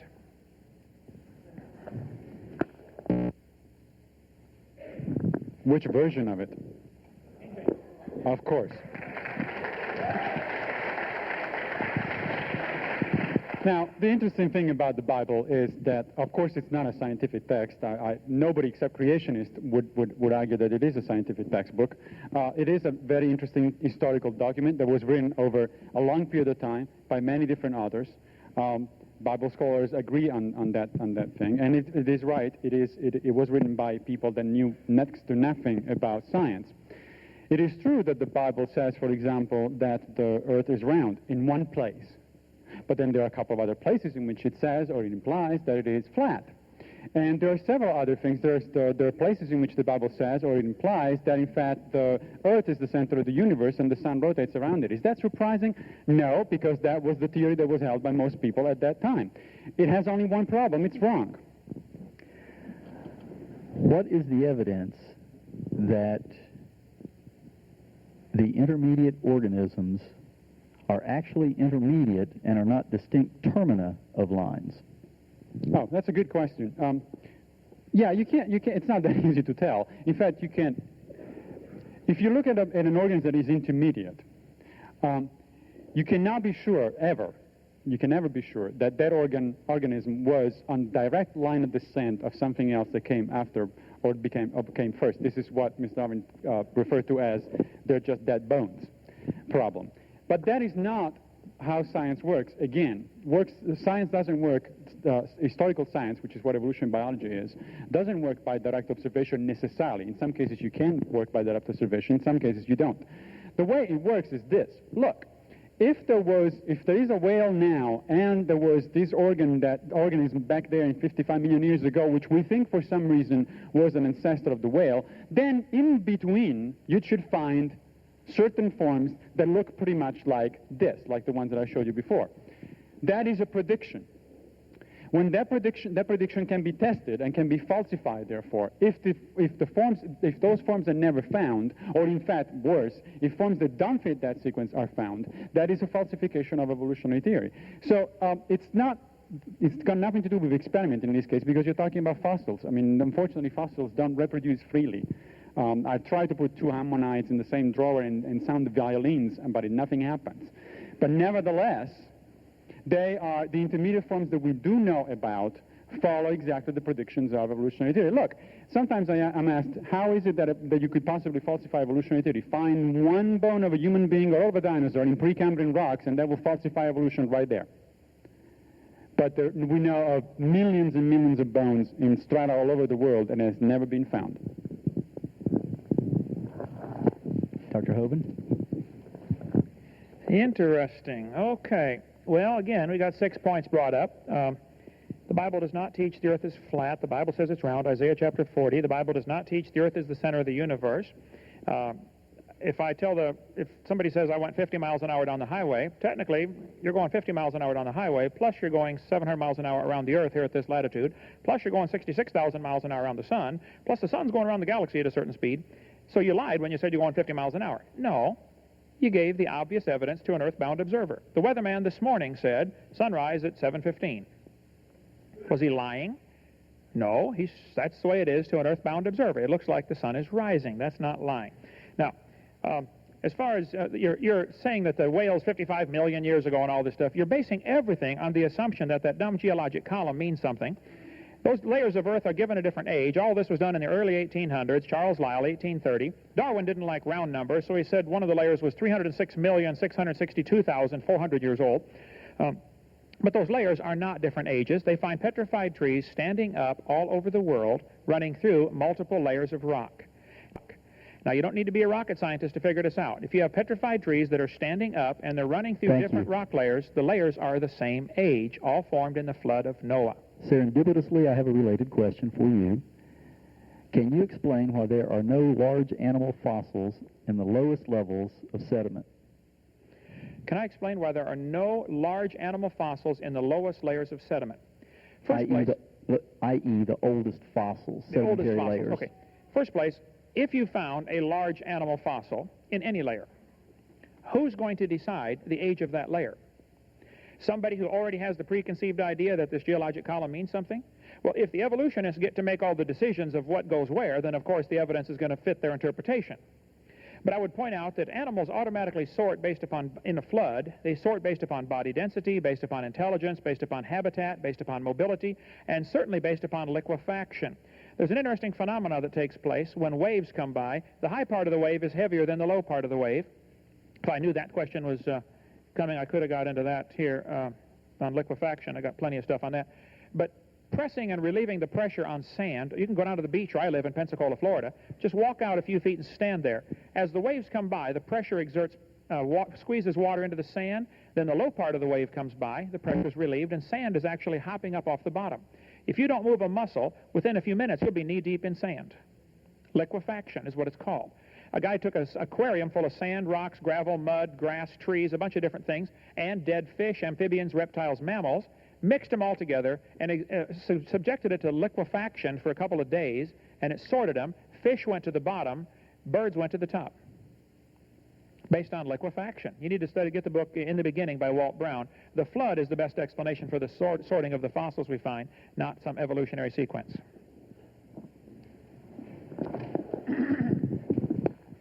It is very interesting that you keep mentioning the geological column as if it were invented by evolutionary biologists to explain how things work by evolution. In fact, the geological column was invented by creationist geologists before Darwin's publication of The Origin of Species. So that's pretty difficult to use it as an anti-evolution argument.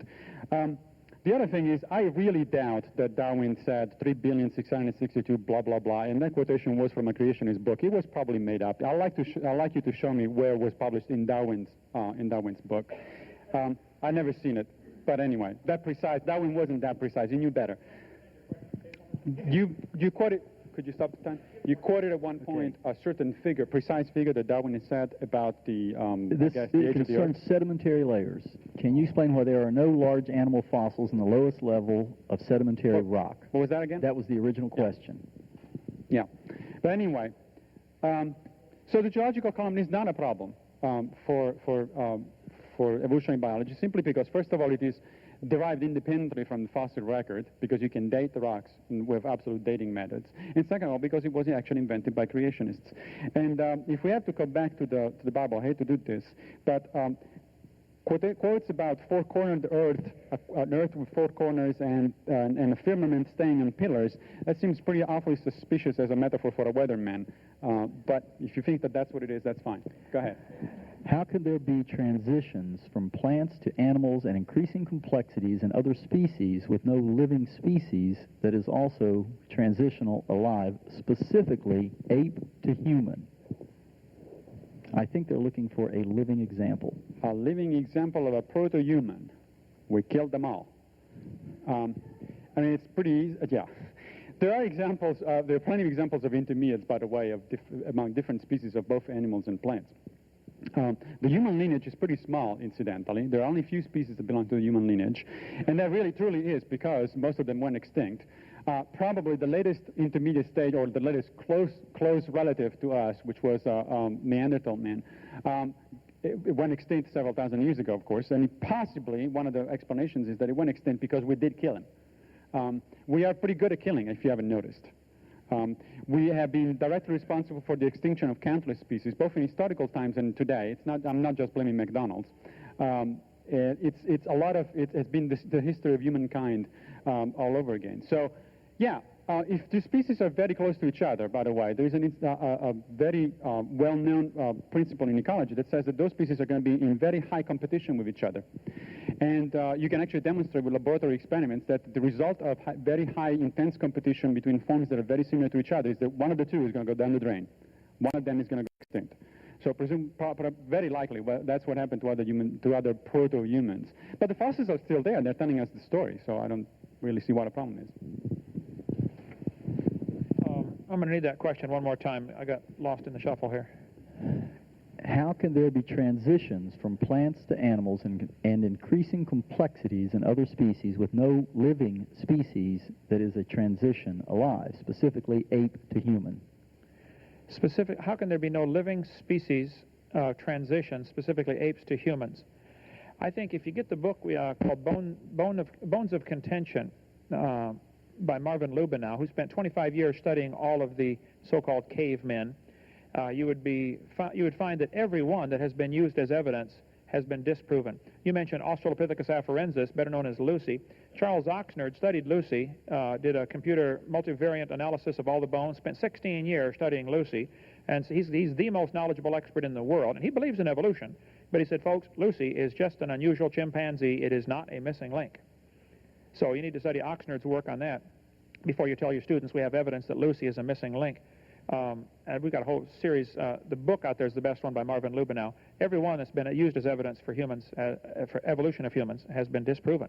There is no evidence that any animal has ever produced a different kind of animal. None at all. You can believe that if you want, but that's not science. That's the whole point of this discussion tonight. If one is willing to trust science to light this room, when we go to the doctor, when we drive our cars and eat our food, why can't you trust the same science that tells us we evolve?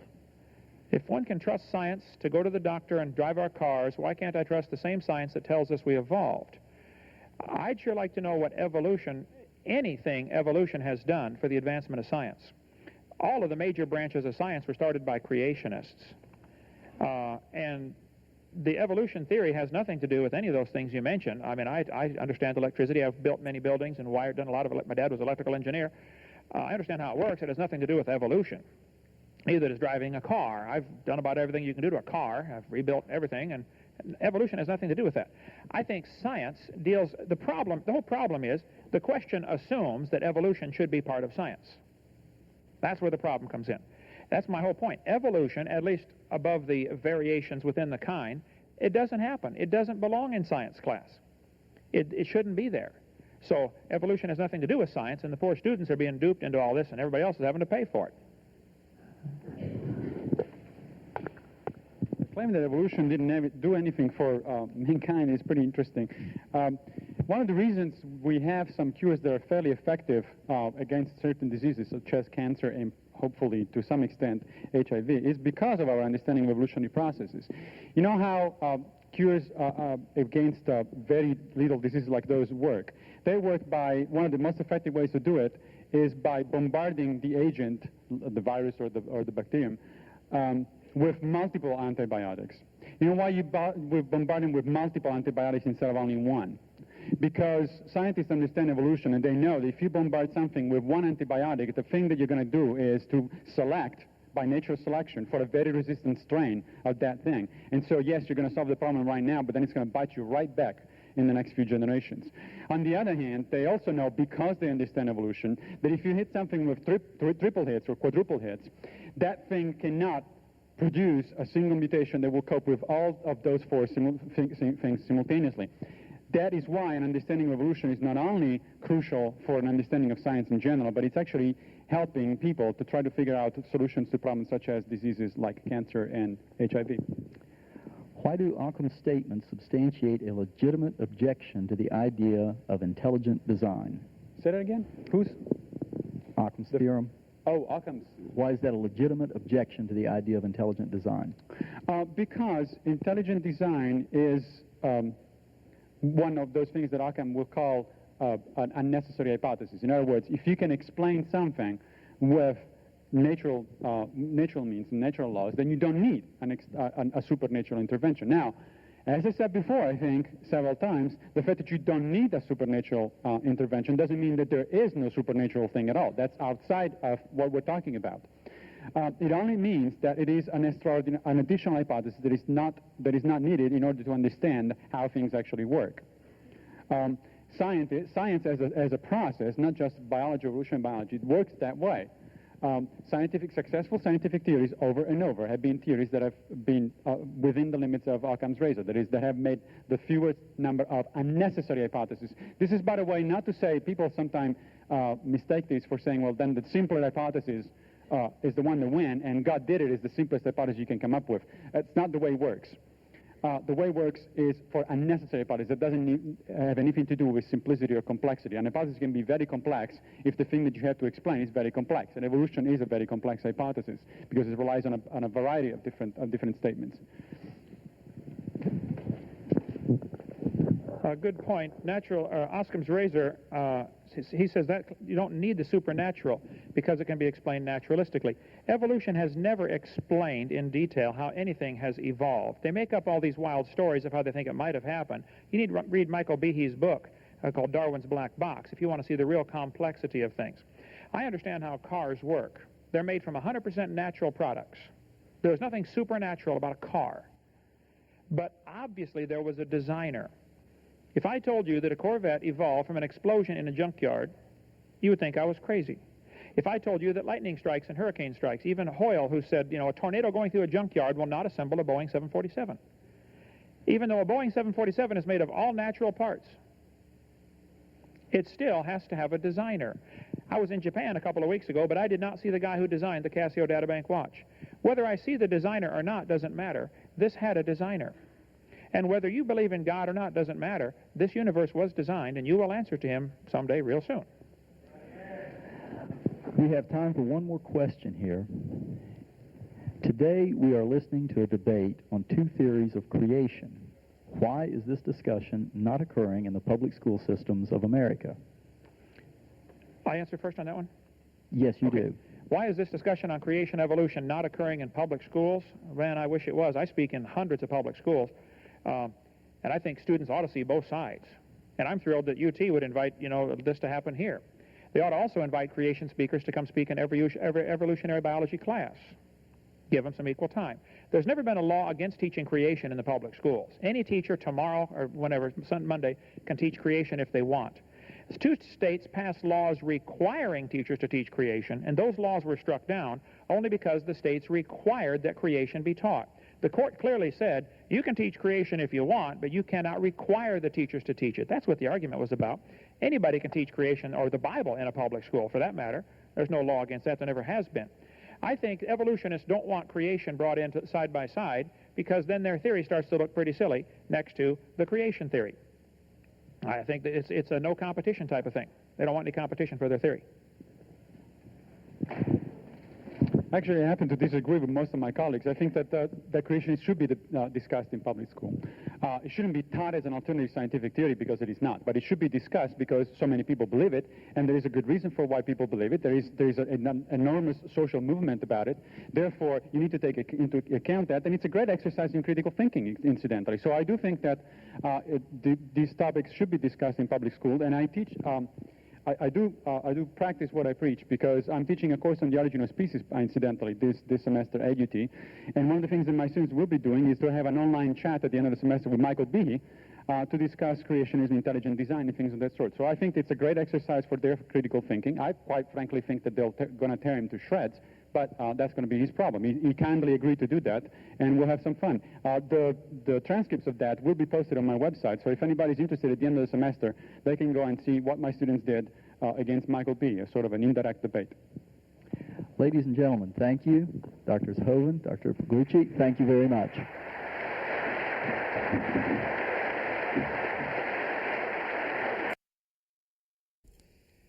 We hope you enjoyed this video with our discussion on creation evolution with Dr. Pagliucci. I certainly want to get him converted and help him become a Christian. If you're here watching this videotape and you're not a Christian, you can understand all the arguments for creation and evolution. It won't matter. The fact is, the Bible teaches if you don't have Christ, you're going to hell. If you're not sure you're saved, I'd encourage you to do several things. Number one, examine your heart. The Bible says everybody is a sinner. We have all sinned. We have disobeyed God's laws. Because of that, we deserve to go to hell. Bible says in Romans chapter 6 and verse 23, the wages of sin is death. But the gift of God is eternal life through Jesus Christ our Lord. Jesus Christ is the only way anybody can go to heaven. And if you would accept what Jesus did for you on the cross 2,000 years ago, your sins could be forgiven. 1969, February 9th, I bowed my head and I said, Lord, I am a sinner and I deserve to go to hell. But I would like you to forgive me. I'd like you to save me right now. And on that day, at that moment, the blood of Jesus Christ shed on the cross was put onto Kent Hovind's account, and my sins were gone. And I'm going to heaven if I die today. It is not because I'm good, it's because I'm forgiven. You can have the same thing. We have an awful lot of materials on creation and evolution. We'd love to send you a free catalog. If you'd call us or write us, we'll be glad to get that off to you right away. You can get it on our website, drdino.com, DRDINO.com, or you can call our office. If you're in the United States, you can call toll-free. That's 877-479-DINO. If you're outside the United States, you have to use the 850 prefix, but it's the same number, 850-479-3466. Thank you so much.